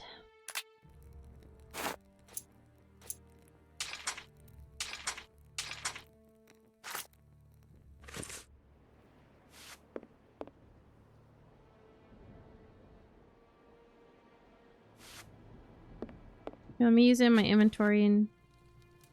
Okay, well, doing this in my This may come in handy. Okay. Oh, it's still there. Do I try to use it in the door? Closed.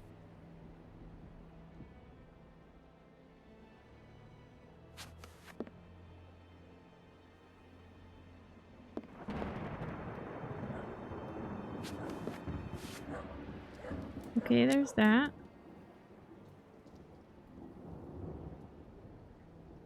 There's that. Oh, you put it there. Okay. No, I can't do that. Can't do that. Okay.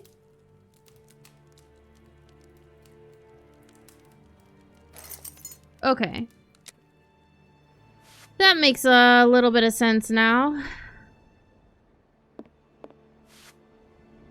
Let's hope that it really is the key to this door.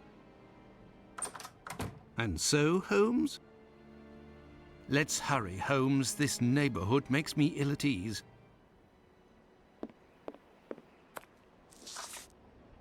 But now what? Do we go...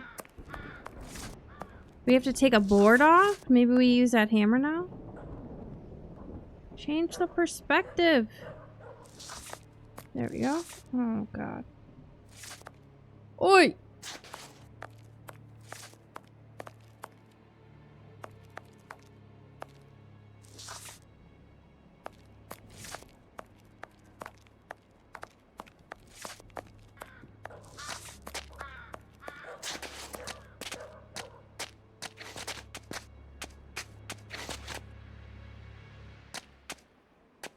I need something.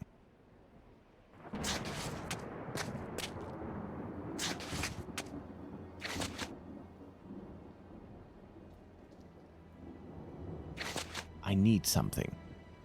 Why can't we push this back? I need something. I need something. Oh my goodness. Look, if we lift a board from this window, we should be able to pass through. But first we have to get ourselves up there. Maybe I need to go back. You are joking, Holmes. Well, maybe I need to go back into the house. He had that thing raised up too, but he came outside to meet us.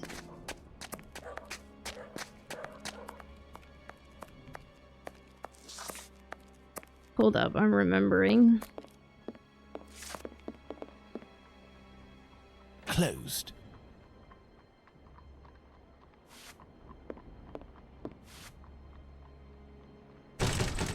Okay, we got that. Wooden piece of stretcher. I don't think the window is visible from here. I think we're trying to get into that locked room, right?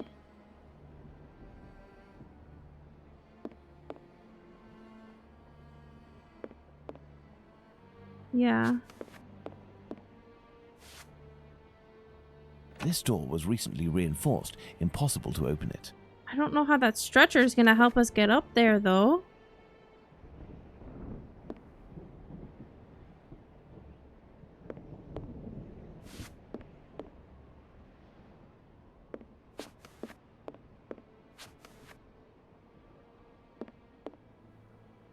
So this is all we have. Think he'll use it to climb?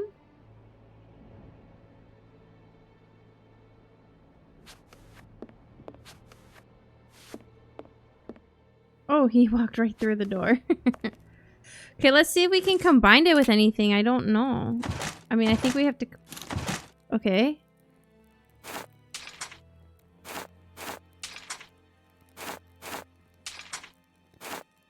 Okay, we need the wooden stretcher for something, but for what? We've combined it. The door's just open.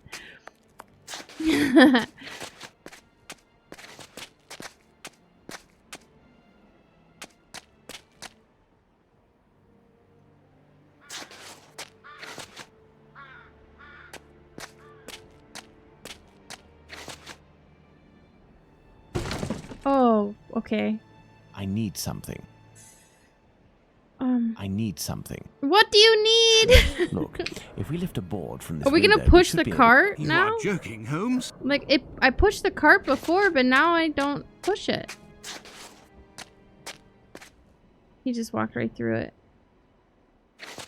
I need something.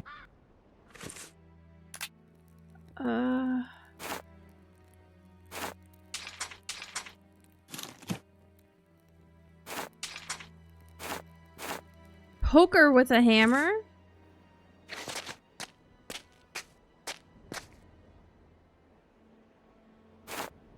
I guess that makes sense. He couldn't have climbed it, I hope right? this ladder will support my weight. Oh my goodness. I thought I tried to combine everything. Okay. Can we use this now? Nice. Let's go. Let's go. God, Holmes, where are we? Oh, For us to find God. out, my friend. This woman is dead, Watson. Yes, several days ago, Holmes, but the body is perfectly preserved. No odor, What? no visible decomposition. What?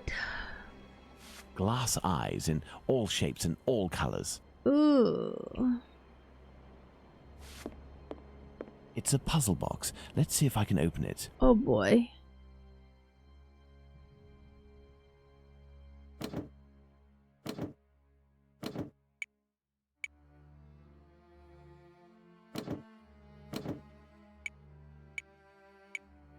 Oh god, is this like Sudoku?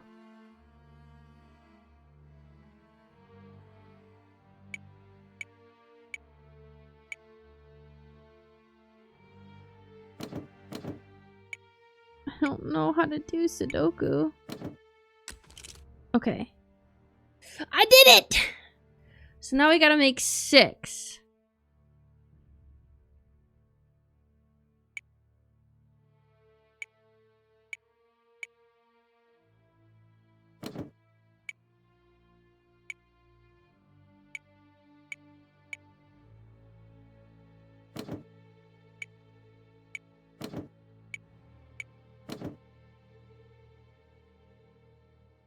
Crap, how am I gonna make 6?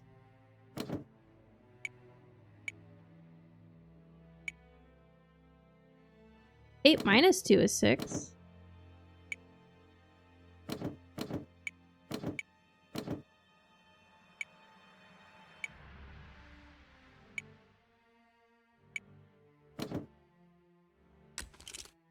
I hit accept and I don't know what happened. I'm just clicking buttons and it's working.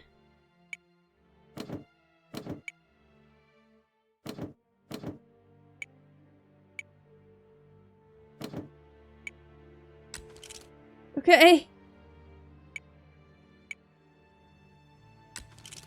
I think I fucked up.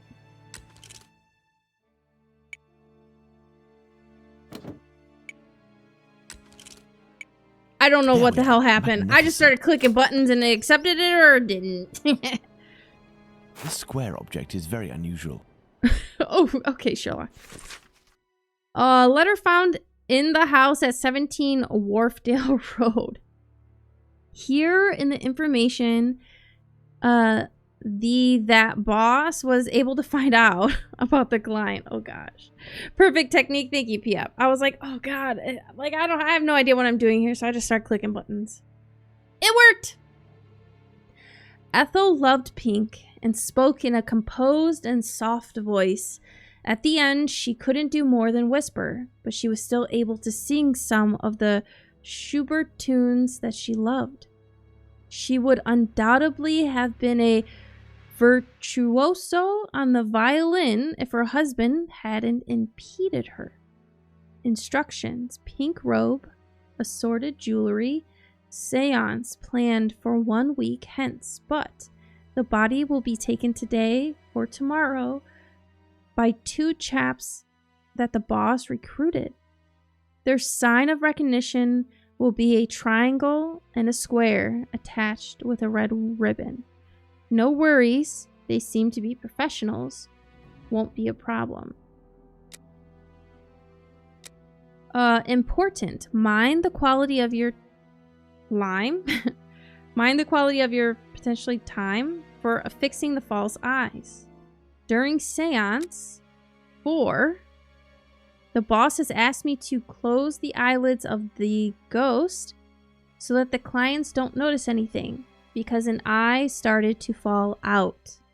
He was furious and wasn't able to proceed to the symbiotic culmination, which alone permits us to get the client's full cooperation and make off with the maximum. Transfiguration is the key, as he always says. The boss asked me to make known that if, in the future, such negligence was repeated, some of us may well be part of the next spectacle. In the starring role, I hope that the message is understood. This letter speaks of a sign of recognition. Interesting. And scary.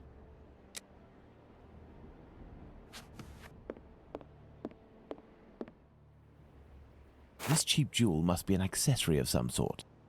Cheap jewel?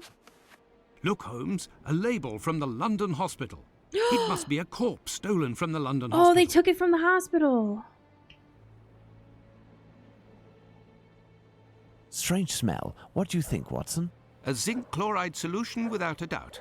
A product generally injected into cadavers to help preserve them. Oh, whoa.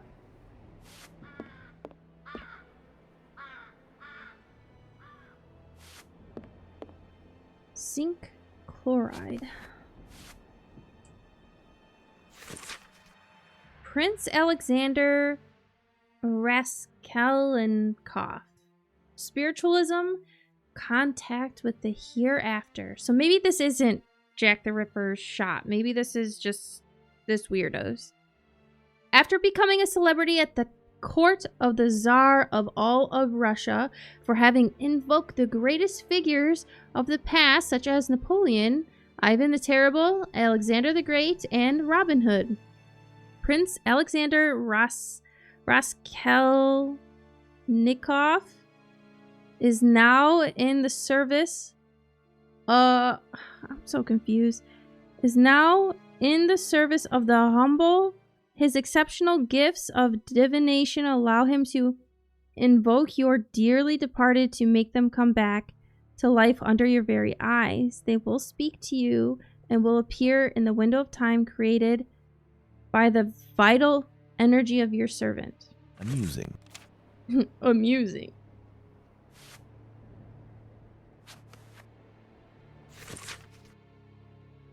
Photography. Souvenir of Liverpool, autumn 1883. I give you my love, my Alexis. Mom. Interesting. This old photo shows a young man dressed after the fashion of an employee in front of a shop.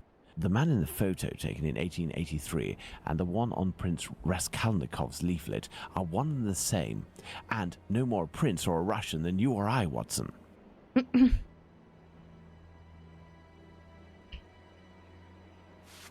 Some makeup applicators. Someone made up this corpse. The lips have been colored and the rings around the eyes carefully camouflaged. Yes, somebody wanted to give the impression of life. To what end? For a seance magic. Look at this photo. It is inscribed Ethel Broomstreet, 1851 to 1878. This young woman who died 10 years ago looks like the one stretched out on this table. Oh my word. These clothes are new, just like the deceased's dress. I imagine her clothes were changed. Watson, this corpse was embalmed and made up and dressed to look like a woman who had died 10 years earlier. All is clear, Watson. A charlatan, passing himself as a prince, making the dead come back by using corpses as puppets. Which explains the disappearance of corpses at the London hospital. It was to fuel this sordid entertainment. Yeah. This may come in handy. Okay, so we have things in our inventory.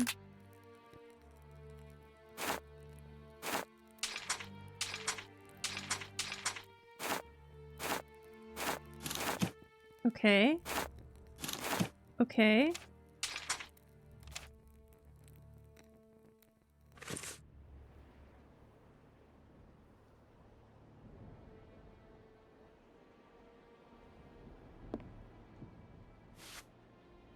This door was recently reinforced. Impossible to open it.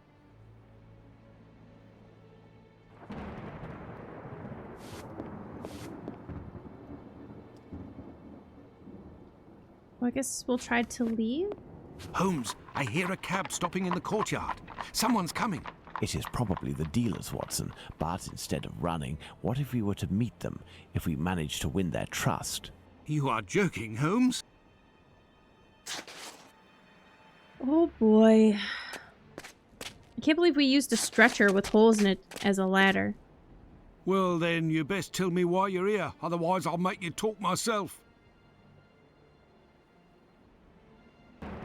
Oh, maybe we gotta use this to prove that we're the professionals? Oi, what you doing there, you? It's private in here. Calm down. We aren't here as tourists.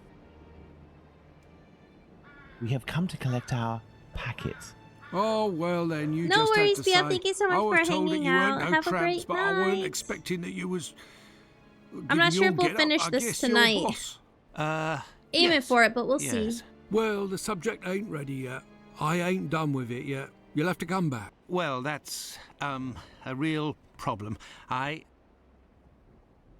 Oh, the organ. Say, we have personal orders too, for some organs. You wouldn't know where we can find them. What type then? Kidney, uterus. Oi, I don't hack up my dollies. That's the work of an artist. But you wouldn't happen to have a colleague who might furnish this type of item. No, you can't make a copper doing that nowadays. Since the bigwigs made it easy to get stiffs, the medical schools are bursting with bodies to carve up. Docs and students have got all they need. Business is dead. For a few coppers, a hospital bloke might help you out, but I don't know for sure. They'd be right in for it if they got caught. It probably just ain't worth it. I understand. And what do you do with the corpses once you're finished with them? I don't bother myself with that. For one thing's for sure, after the séance they're good for nothing but chucking out. I ain't Napoleon's embalmer. Damn. Well, if you'll excuse... You've got a funny way of talking, you. Oh, it's normal. He's a brain, you see. A thinker at that. Sees you round, old man. So, Holmes, the corpses that have disappeared from the London hospital are used during séances. Nothing to do with organ trafficking. Yes, it all suggests nothing of the kind is underway in London. In the medical world, all dealings would be visible, not to mention unnecessary. The crook we met confirmed this viewpoint. It's hard to imagine, therefore, that our Whitechapel killer perpetrated these massacres with the goal of selling the organs. What lead should we follow now, Holmes? Try to learn more about Tumblety. This Squibby should give us some information, but first I must stop the journalist Tom Bulling from harming him. I hope my secret police will soon have some information on him. While we wait, Watson, I would ask you to inform your colleagues of your recent discoveries. It would be good if these morbid ghostly spectacles stopped, and this will need to be done at the London hospital. You are right, Holmes.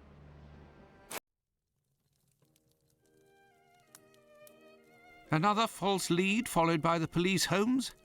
Yesterday's Times says that a John Fitzgerald who had claimed responsibility for the murder of Annie Chapman has finally been released. He was, it says, lying. That's of little importance, Watson. It's incredible. It's been more than 3 weeks since the murderer struck, and the tension is as strong as ever. The press won't stop talking about him, and people are still full of fear. Perhaps the killer got what he wanted, people talking about him, and has chosen to stop committing crimes. What do you think, Holmes?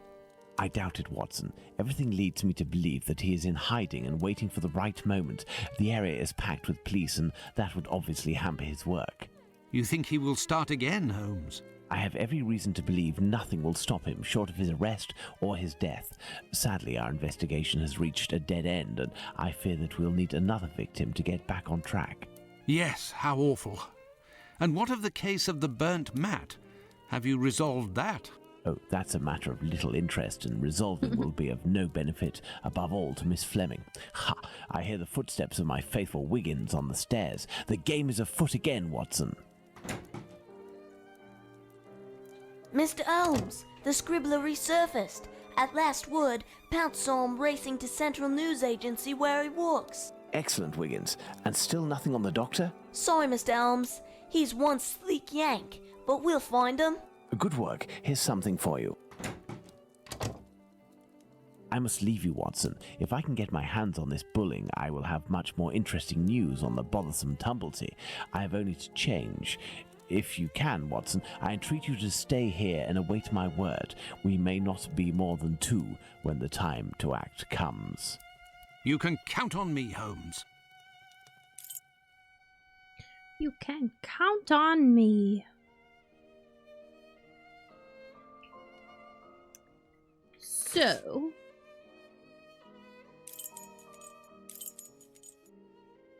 I must go to the Central News Agency. I'm at the press agency where Bulling works. Okay.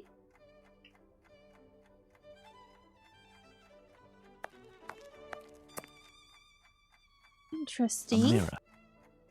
Ah, okay. I can't even go through that door. Oh, there's I a would person imagine over these here. are compartments to organize the paper's incoming dispatches. Queen Victoria, to keep the journalists on their toes, I suppose.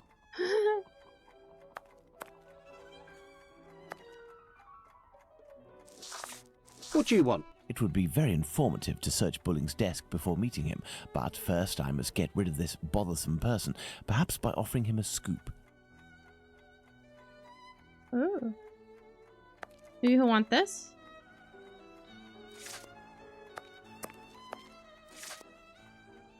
Good evening. I'm looking for Tom Bulling, the journalist. He isn't here. He must be sleeping off somewhere. He gave me a tip. He wanted to save a scoop for me. He always gets a good dirt, and yet when he comes in here, it's just to warm his behind.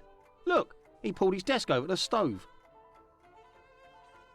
Okay. Good to know. Want some scoop? Listen, Scoop, I'm bringing it over. Only if Bulling isn't here, I'm leaving. Wait, what's this scoop?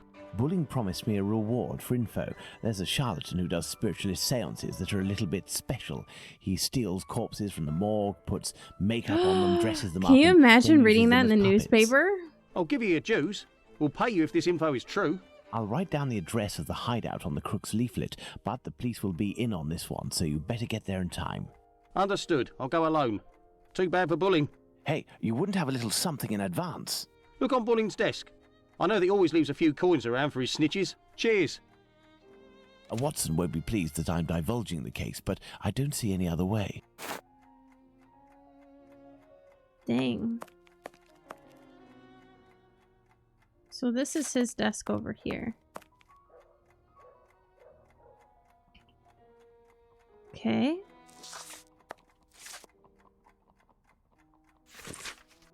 Crumpled letter. Permit me to defend myself against the slanderous accusations brought against me. You were not lied to regarding the facts. Mr. Bulling spends all of his time in the most odious of pubs, but I am only doing my work as a journalist. It is during these outings that I can find the best information because I am thus in contact with the common man. Let me prove to you, dear boss, that I can bring to this agency what it deserves, the most extraordinary and the most stimulating information, or... Even handwriting, yet fairly recognizable. Yes. This is Bulling's desk, the one closest to the stove. Some coins. I will take them. That will avoid suspicion if the journalist returns. This may come in handy. These are Bulling's notes. They are of little interest at the moment, but one never knows. Yes, one never knows. A charred match. Interesting. The fire has almost gone out, but the stove is still burning hot. Bulling recently used the stove. Okay, so we've got things in our inventory.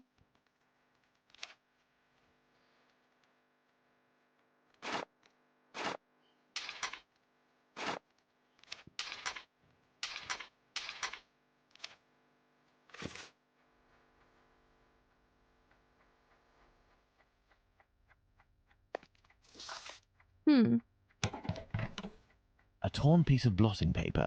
Curious, curious. It looks like someone wanted to destroy this piece of blotting paper that had red ink on it. I can make out a few more letters, but backwards.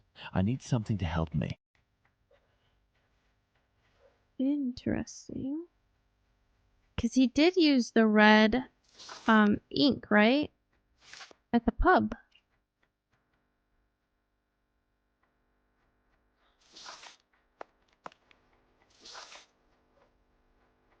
I don't think there's really anything left here for me.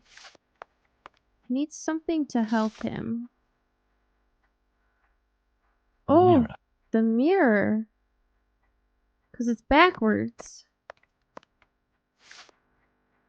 By putting this piece of blotting paper in front of the mirror, I can read what is written. Information on the Whitechapel killer. Call by telephone WA. Apparently, our journalist gets his information by telephone too.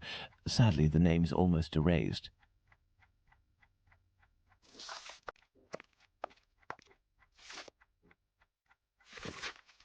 Mr. Moore, I have noticed that one of your employees, Thomas Bulling, arrived at the meeting in a state of inebriation.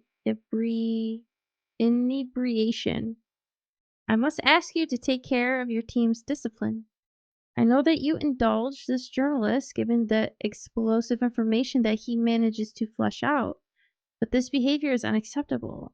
This should not repeat itself, or I will hold you personally responsible. The assistant director.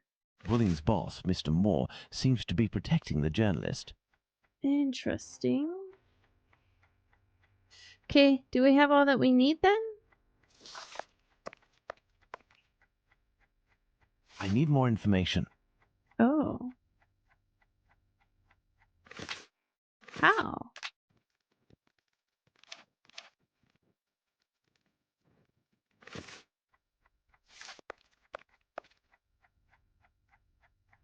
Use the phone?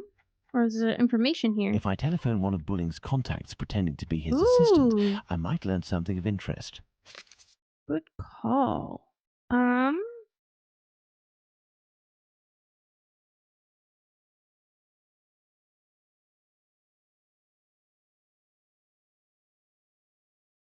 I guess we can just start at the top. 1, 4, 3, 1. I need more information. I need more information. Okay, 1. I guess we'll try the next one.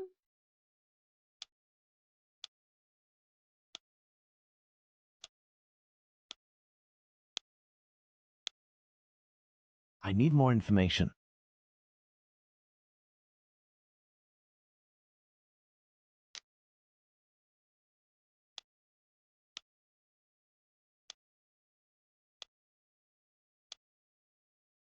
It must be the one that we don't have a number for. I need more information. Okay.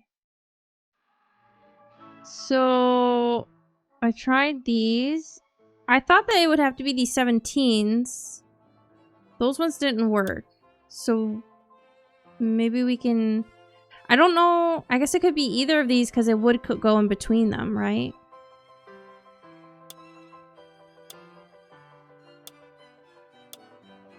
Coins are for sure the hint.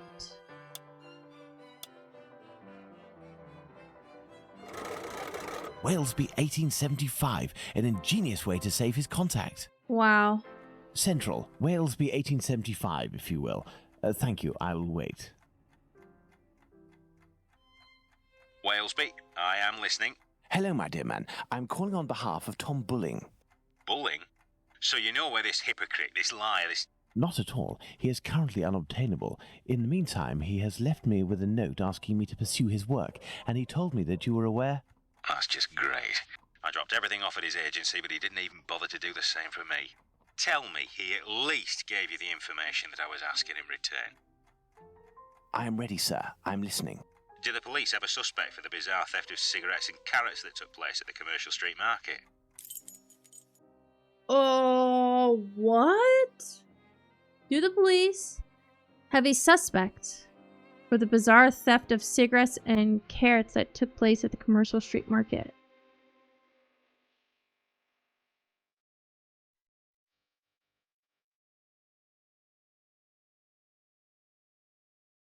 Inventory.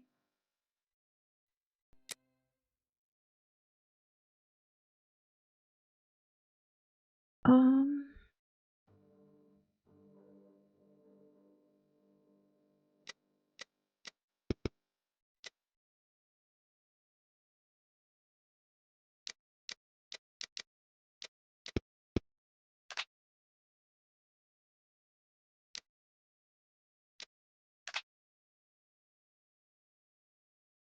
What is inventory gonna freaking help me with?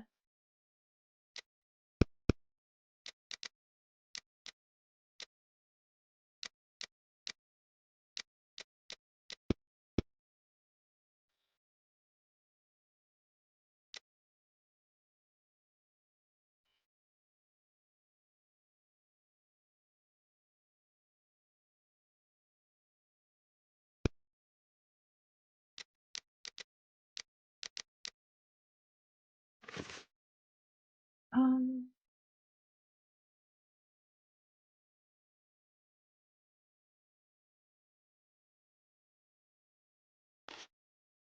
Scotland Yard will surely be... Has already read the newspaper. Scotland Yard will surely be your best representative. No?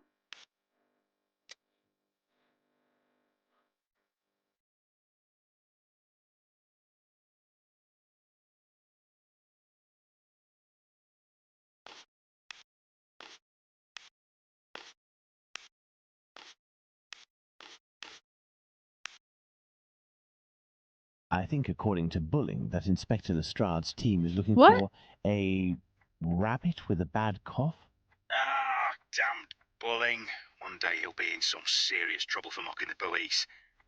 And now, Was that can you tell me, correct? with regards to the parliamentary scandal, what I did was the head trying of to the Whig use Party respond to the Tories who were treating him as clues a great that could make incompetent? sense with the actual thing that he said.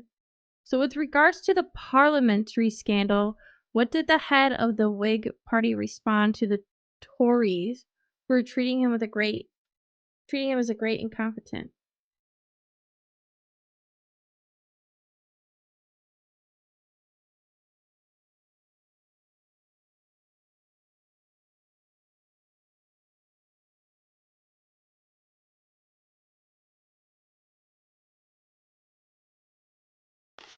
The head of the Tories, he He is never tired and has already read the newspaper. I don't know. Parliamentary. Vote for me. I will surely be your best representative. According to Bulling, the head of the Whigs said, "Vote for me, I will be your best representative." Good. That'll make for a good paper. There is one last question.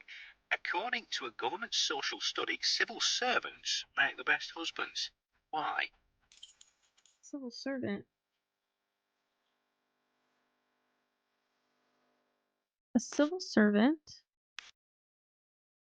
makes a lot of noise and secrecy.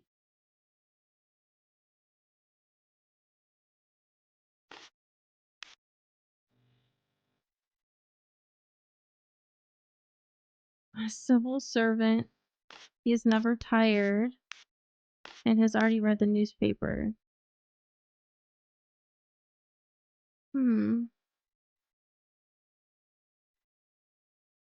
Maybe when he comes home from work, he's never tired. I believe I can And has already confirm read the that it is, newspaper. because civil servants aren't tired and have already read the paper when they come home from work. Very true. Good. It seems like Bulling has finally done his work. As everything is all in order, can you now tell me where the information is that you sent to the agency? Yes. There is a large brown envelope near the dispatch cabinet. It's in there that we exchange our tips with Bulling. 1,000 thanks. Goodbye, sir. My salutations to Bulling.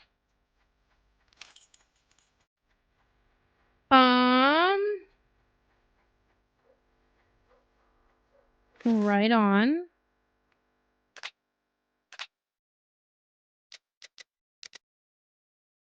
Large brown envelope near the dispatch cabinet. It's in there that we exchange our tips with Bully.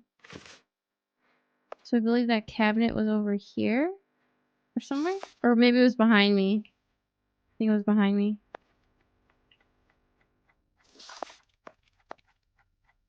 Yes. There are several documents in this file. Let's see.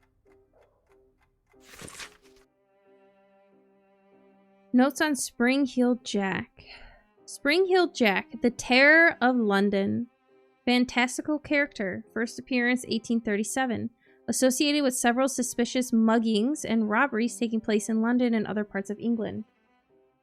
Description: a diabolical appearance, bats, wings, horns, blue flames coming out of the mouth and or the eyes, etc.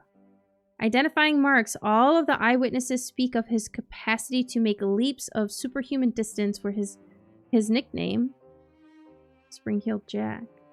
Conclusion: having become the very example of the urban legend of our century, this character fascinates as much as his demonic and fantastical aura as by the fact that he has never been caught by the police. Important: at the time of the attacks against the young women, Lucy Scales and Jane Aislop, the papers covering the events had record sales for weeks. That's why Spring-Heeled Jack is the reoccurring hero of cheap fantasy publications and theater pieces. Popular and financial success guaranteed. I wonder why Bulling is studying this tale about Spring-Heeled Jack so meticulously. The Terror of London, Spring-Heeled Jack, the Phantom Killer, the Butcher's Blade, the Whitechapel Butcher, Dr. Death, the London Ripper, the Bleeder, the Bloody Reaper. List in pencil. What does that mean? Telegram from Aberline. Mr. Charles Moore, I thank you for this testimony of the Whitechapel Killer that you followed. Not easy authentication. Do not hand over to the press without my invitation.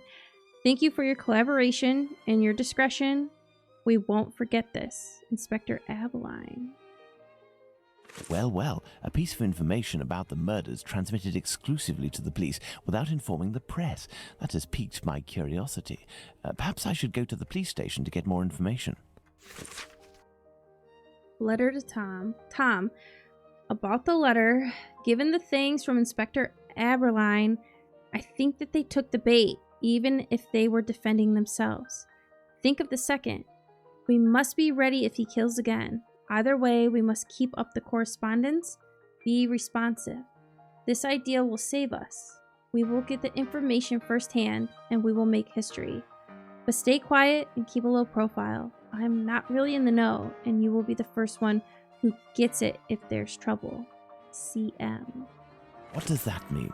I have inspected everything, but there's no sign of bullying. He must have dashed off to his HQ, the Wasp's Nest.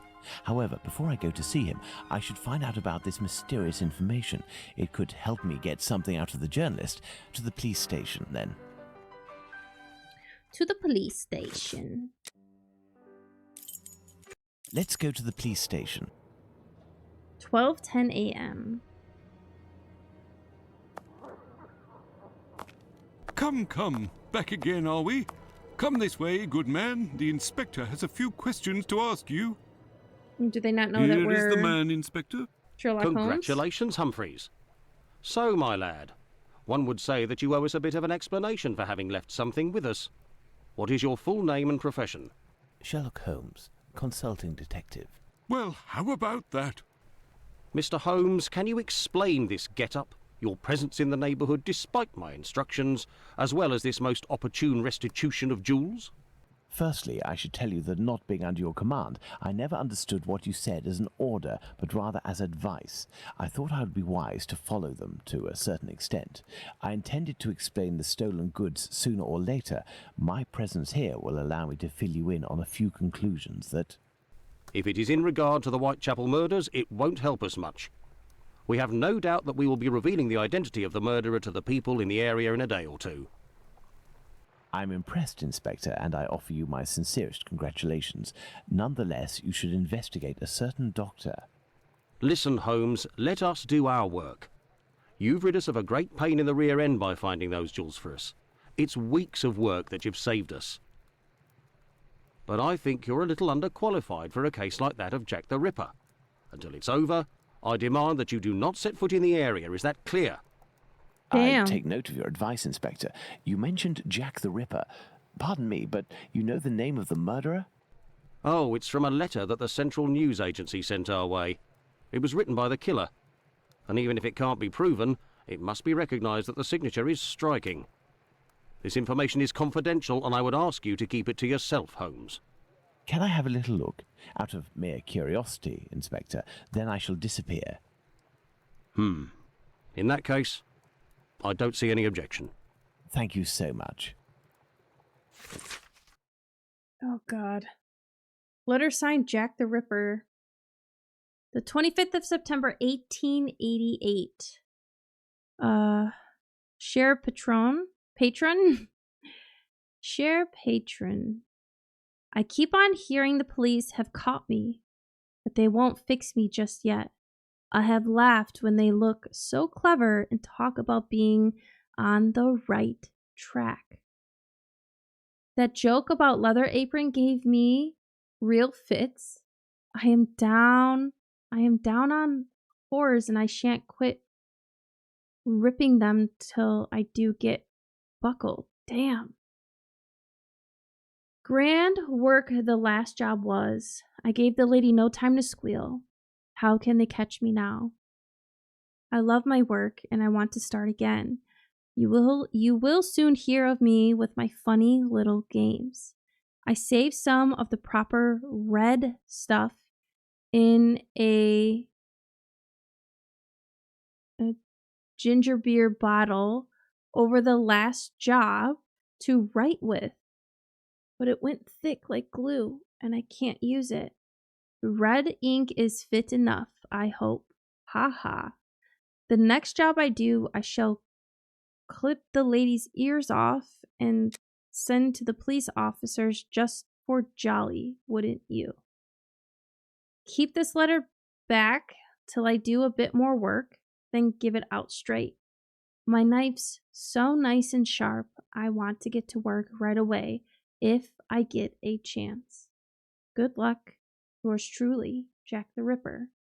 Don't mind me giving the trade name. P.S. Wasn't good enough to post this before. I got all the red ink off my hands. Curse it. No luck yet. They say I'm a doctor now. Ha ha ha. Wow, what a fucking psycho. Me? Not up to discovering who Jack the Ripper is? Well, we'll soon find out, won't we, Inspector Aberline? I know who wrote the Dear Boss letter signed Jack the Ripper that Inspector Aberline gave me, and above all, I now know why. This Tom Bulling was inspired by this fantastical character to build a myth out of the Whitechapel Killer. Perhaps he would be receptive if I shared my discovery about him and prevent him from accusing Squibby. I must find him at once. My The best red bet ink, would be to yeah. try my luck at the pub. Oh, I mean, somebody's still out there killing, but maybe Ah, Holmes, I got your message, and here he's I am. writing letters to make it seem like it's the authentic guy.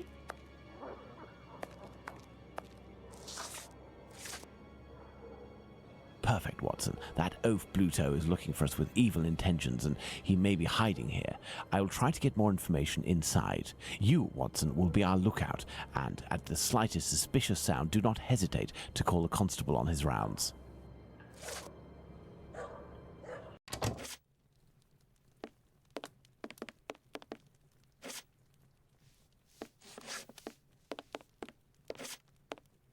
Good evening, Mr. Bulling. We know each other?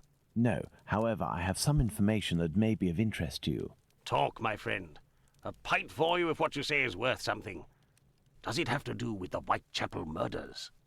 Indeed, I know the identity of the man who wrote a letter to the police, a letter entitled Dear Boss, in which the author claims to be the Whitechapel murderer and is signed Jack the Ripper. What? It's a journalist who was inspired by Spring-Heeled Jack in order to strengthen the credibility and the seriousness of his agency. This new Jack will give him some first-hand information that he, in turn, will dole out sparingly to the authorities, as well as some carefully distilled indiscretions that the big papers will come to beg of him. He plays both sides off against one another and becomes the chief orchestrator of the rumor. He wrote this letter in this very spot, and he has red ink on his fingers. Like you. What exactly are you after, my friend? You've been threatening a certain Squibby to distribute a telegram naming him as a possible suspect in these murders in revenge for an old feud. I would suggest you don't write this note and that you leave Squibby alone. I'd forgotten about the existence of that rapscallion. I threw that at him when I was visiting the station to get the dope. You should have seen his face. You must also stop sending these letters that waste the authorities' precious time. Yeah, Right, he's well, faking I it. don't even know what you're talking about. I have a great relationship with the Bobbies. Just ask around. I don't have to answer to nobody. Now leave me alone. Goodbye, fucker. Farewell, sir. Good riddance. A loser. Uh-oh, this guy's gonna make an appearance. Let's hurry to the police station, Watson. We are close to our goal. Squibby will be able to reveal what he knows about Tumblety. Squibby, so that's it. You're a free man again. We were just coming to the station to find you. Uh-oh. Yeah, the Bobbies agreed to let me go, and I came to see Bluto before ferreting you out. So, you've seen the newspaper man? Yes, he is in the pub and everything is taken care of, but I'm waiting to hear what you have to say about Dr. Tumblety. Okay, but we have to be quick. One night, I goes to see Bluto in his hideout that ain't far from the boarding house where this Tumblety bloke has a room. I see him coming in too. He must have been on one real binge. To the point, the Tumblety fella was there, and he smiles at me, all nice like. He tells me he's a great Yankee doctor, but my business interests him. I'm interested, I tell him, but I'm not the type to just jump right in without getting to know a person, see? He invites me around to his room to talk business, just him and me. We empty a bottle or two, and all of a sudden, like, he wants to show me what he's got in this big trunk that he always carts around places. I just about vomited, see? In these jars, just like pickles, you know, there were Ugh. pieces of meat. And he whispers that it's the lady bits of some old dames. He called them peckymins. I'd call them love killers, I would. Yuck! After that, he starts to go on about rich folk. They ain't nothing but dogs, and I won't tell you the worst of it. Then he comes all close to me and puts his sweaty hand on my leg. He was one of them types, not me. I don't wait a second before I give him a good thrashing, and I start running and let go of him, and he still wants to see me again just to talk business. But then I had to do time, so business. Do you know where he can be found? Why, ain't he in his digs? Maybe he got to liking life behind bars too. I heard that in some jobs there's a way to. Thank you for your information, and we'll meet again, my friend. Here is the sum I promised to get you out of London. Ciao, fella. I've just got a little score to settle with Bluto, and I'm heading for the country. Damn.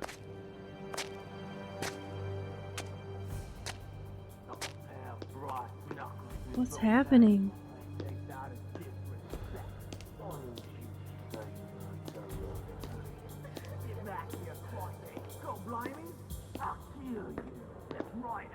Lipsky!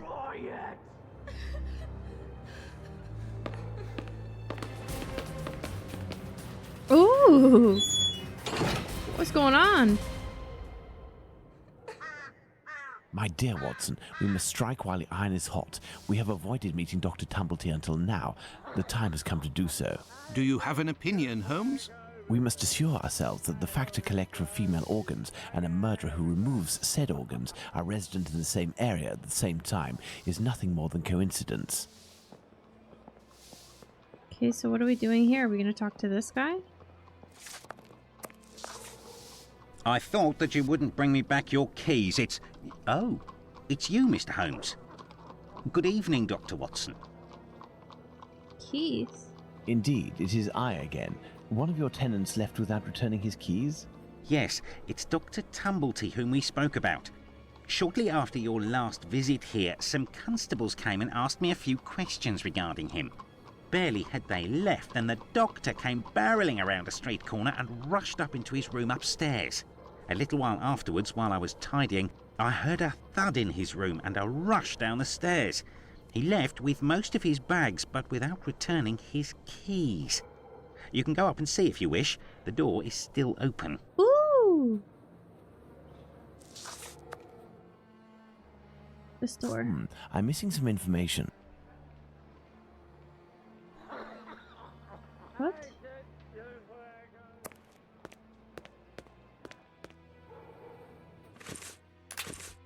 No. Oh, I literally Careful, had to Watson. walk over Do not here. walk around here until I've inspected these marks. I know, Holmes, I know. I understand your methods.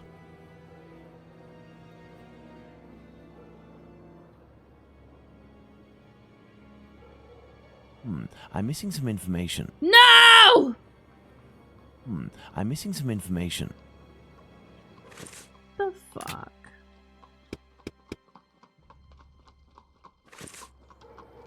What do you think, Holmes?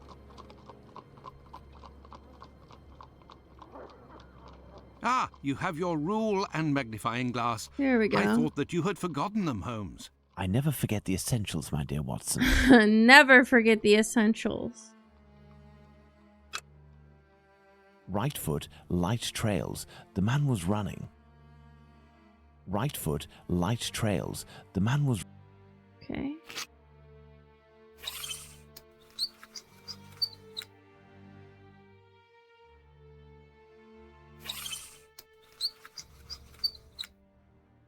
Do I have to stop in the right spot or something? I don't remember how to use this.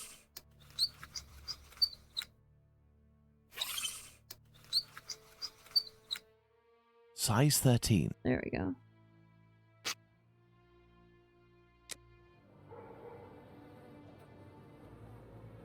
I'm missing some information.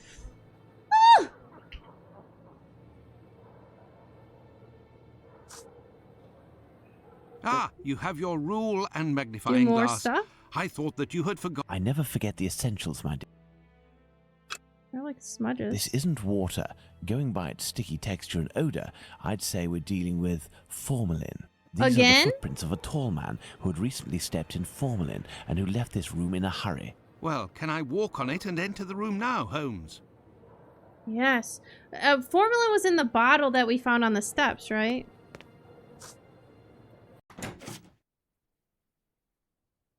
Okay. These footprints are the same as those found in front of the door. There are a few pieces of a large glass jar in this puddle. The man who left the footprints on the ground must have walked in it while fleeing. These footsteps must be those of Squibby. He must have hit Tumblety, who dropped one of his jars. And he ran out. Elementary, Holmes. Elementary.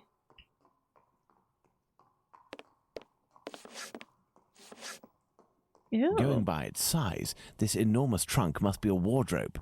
These brackets are rather unusual. God. What do you think, Watson? Let's see, Holmes. These are the names of the battles from the American Civil War. Oh no. Victory. So I'm assuming these dates are going to have to correspond with certain things. Oh boy. So maybe we can just go backwards. So 1865. Wait, there's 1868. 1, 2, 3, 4, 5. 1, 2, 3, 4, 5, 6. Okay, there's 6. So 1965. What if we do this one? 0? Let's see. 5 latches, each fitted with a 6-number combination system.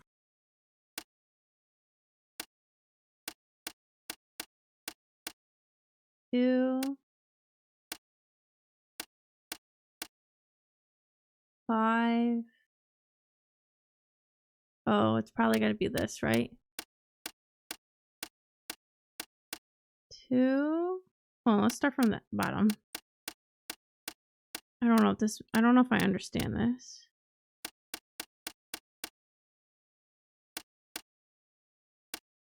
Crap.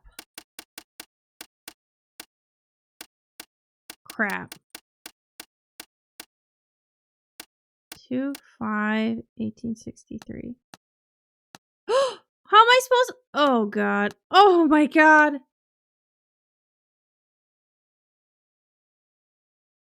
What the fuck?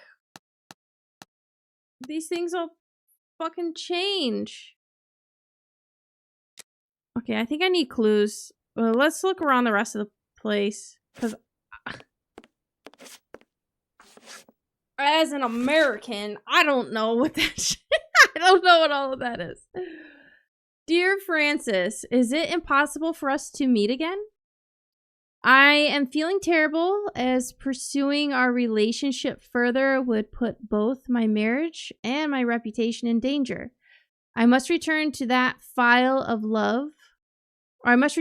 life of love, fleeting and physical, in which a few coins to these young men assures corporal peace and anonymity.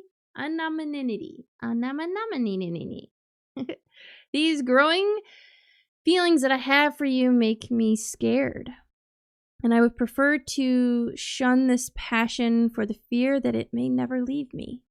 Perhaps we shall cross paths again one day in a discreet location where like-minded men meet. I know that you frequent them regularly. You never hide yourself. For my part, I will spend more time with my wife and girls in order to find the serenity, and I hope to throw the veil of oblivion over our passionate embraces. All the best, Charles. Ooh! My dear Francis, it is in putting aside our common past and thus as a friend that I am sending you these words. I have learned from some mutual friends of your recent trouble with the law. You should be more careful. England has nothing in common with the Wild West, but her seedy areas can be just as dangerous. Your attraction to young rogues will cost you dearly one of these days. whether it be at the end of an alley or on the benches of a jury. A man of your quality and fortune does not have to frequent the hovels to bring his pistol with him everywhere. It is not necessary to use violence to find partners unless this violence pleases you. Certain circles that we used to frequent are still open to you. Take advantage of this healthy and respectable company rather than demeaning yourself with these destitute lads.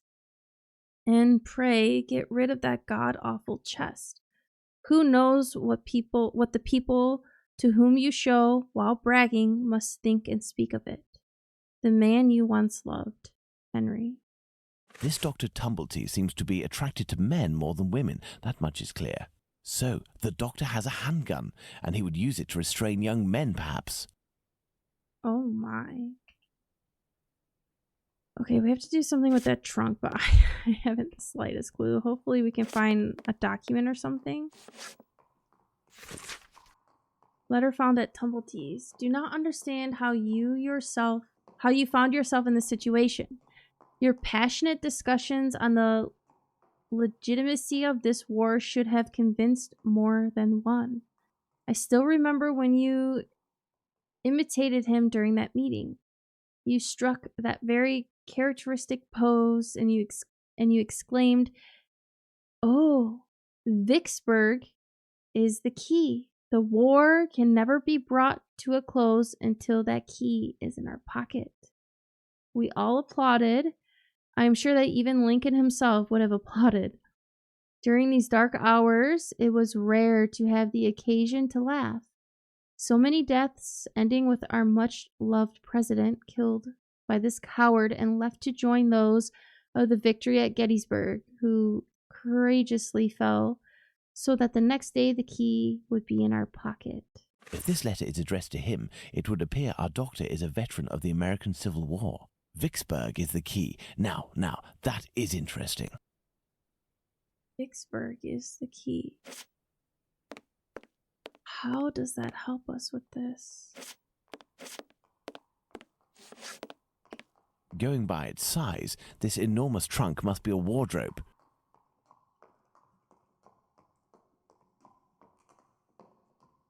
But, like, you can change these things, so I don't even know.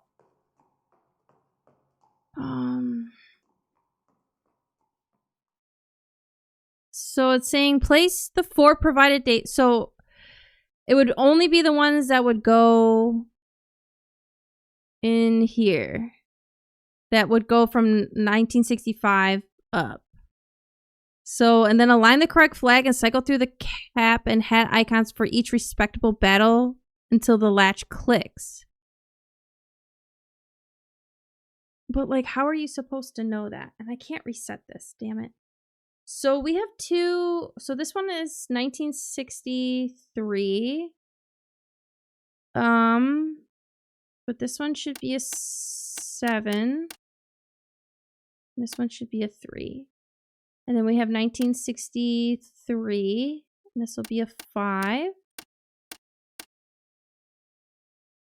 And this will be a 2.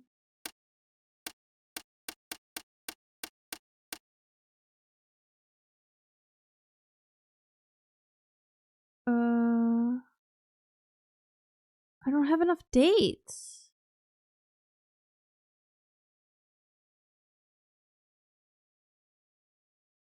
One, 2, 3, 4, 5. Maybe I do. Okay, let me start up here. Do 12. 4, 6, 1.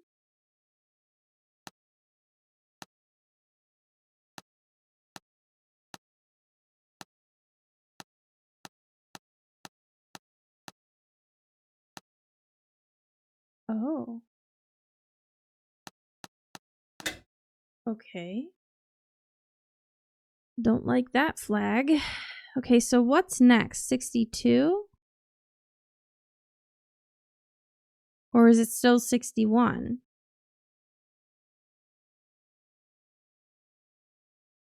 Guess we'll try 62. 17. 9.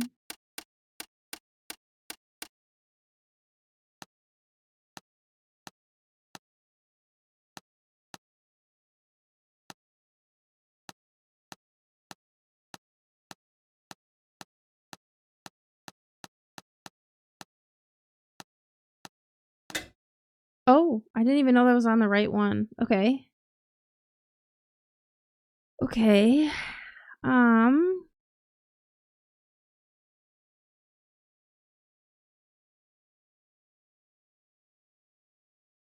Yeah. I actually read these wrong. For some reason I kept looking at them and that they were month, date, and year. You know, because American. But the months are in the middle, so I have to. This one would go next because it's May. So this would be 0, 2, 0, 5, 63. I don't know what the. I guess we'll do that one really quick. I don't really know what these flags are.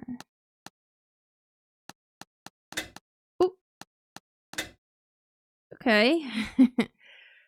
And then we have 0, 3, 0. But wouldn't that go here? 0, 7, 63.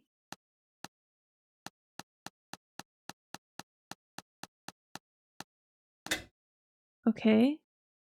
So then which one goes here? Is it the same?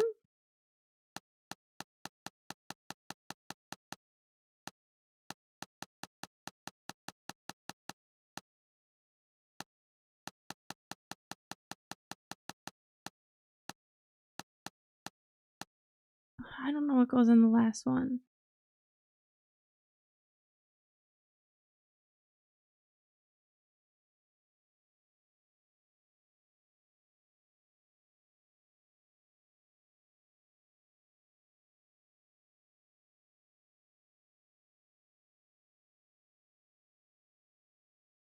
I don't know how anyone is supposed to know this. I don't know how I'm supposed to know that the 4th of July is the answer to this question. So 0407. Oh, 0404.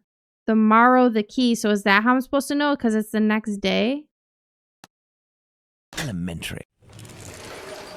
I don't fucking know, dude. I didn't know I would need to know history for this. What the fuck? This is dreadful, Holmes. This trunk contains 4 jars in which organs are floating. Oh, Watson, disgusting. can you tell me at a glance what these organs are? I He would just say left that them they behind? are parts of female reproductive organs. Are these specimens fresh? No, and I am quite certain of it. From the colour and appearance, I'd say these organs have been in these jars for several months, if not years. Ugh. Let's go to Baker Street. Is there someone here? Yes. Uh-oh.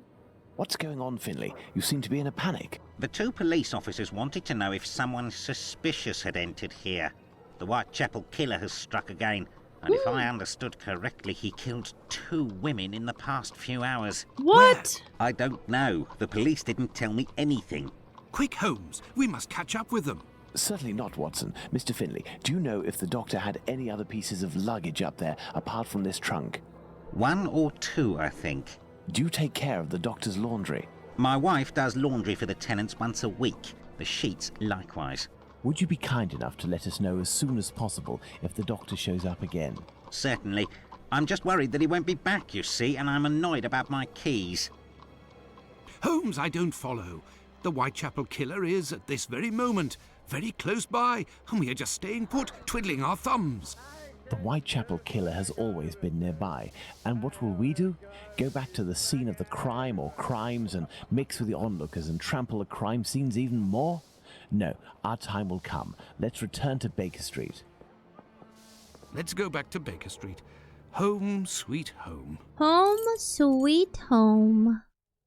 We were less than 200 feet away from the first victim a few minutes before she was murdered. We might even have heard the murderer's voice. And we haven't done a thing for the past week. You're the one not doing anything, Watson. For my part, I have been working, and as you know, I've made good use of this week by tracking down and verifying all of the solid facts on these two murders to write up the notes that are on my desk, read them over again, and try to gain a bit of perspective. Okay, note on the murder of Liz Stride in Dutsfield Yard. Certain information that I have collected must be verified.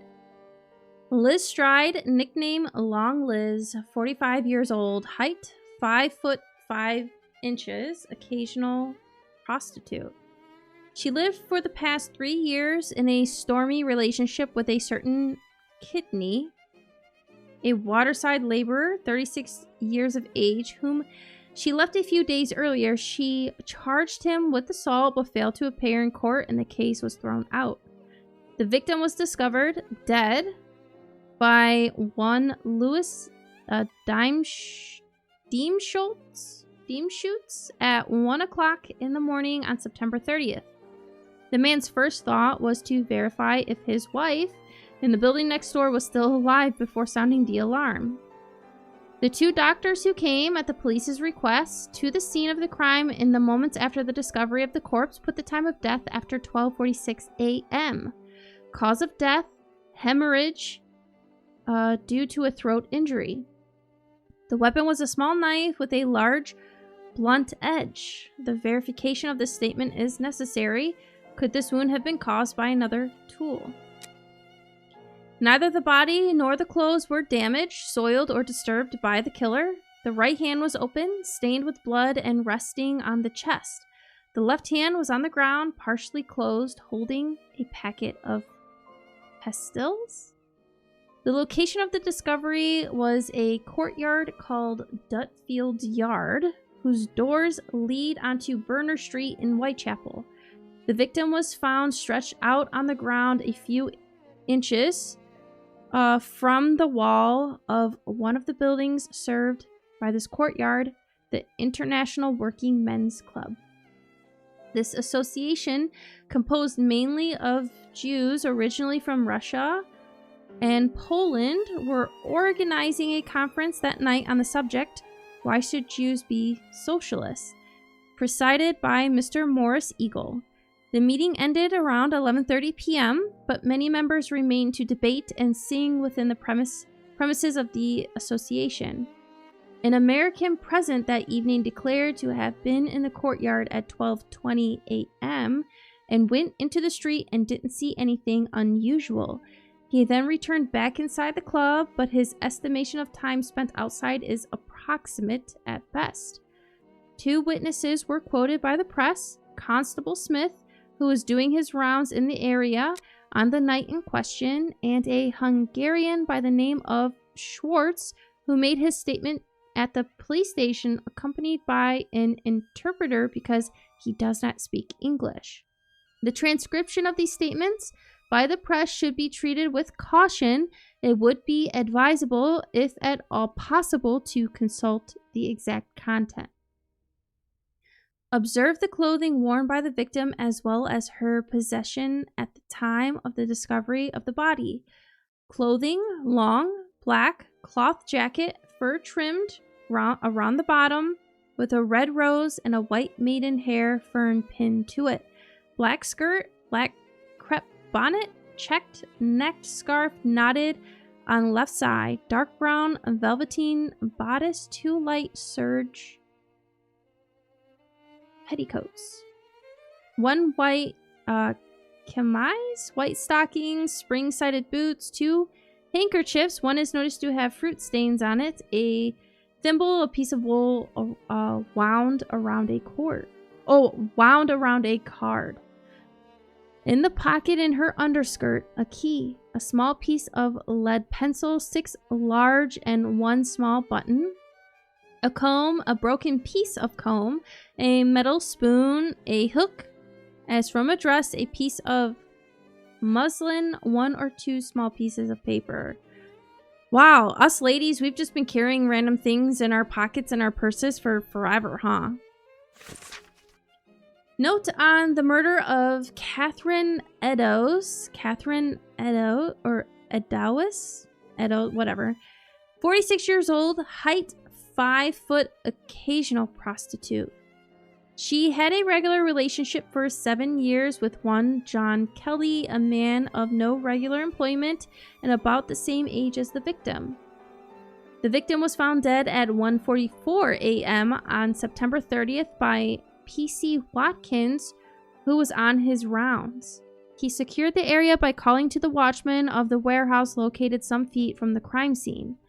According to the doctor who arrived on the scene at 2:18 a.m., the victim had just been dead for a half hour.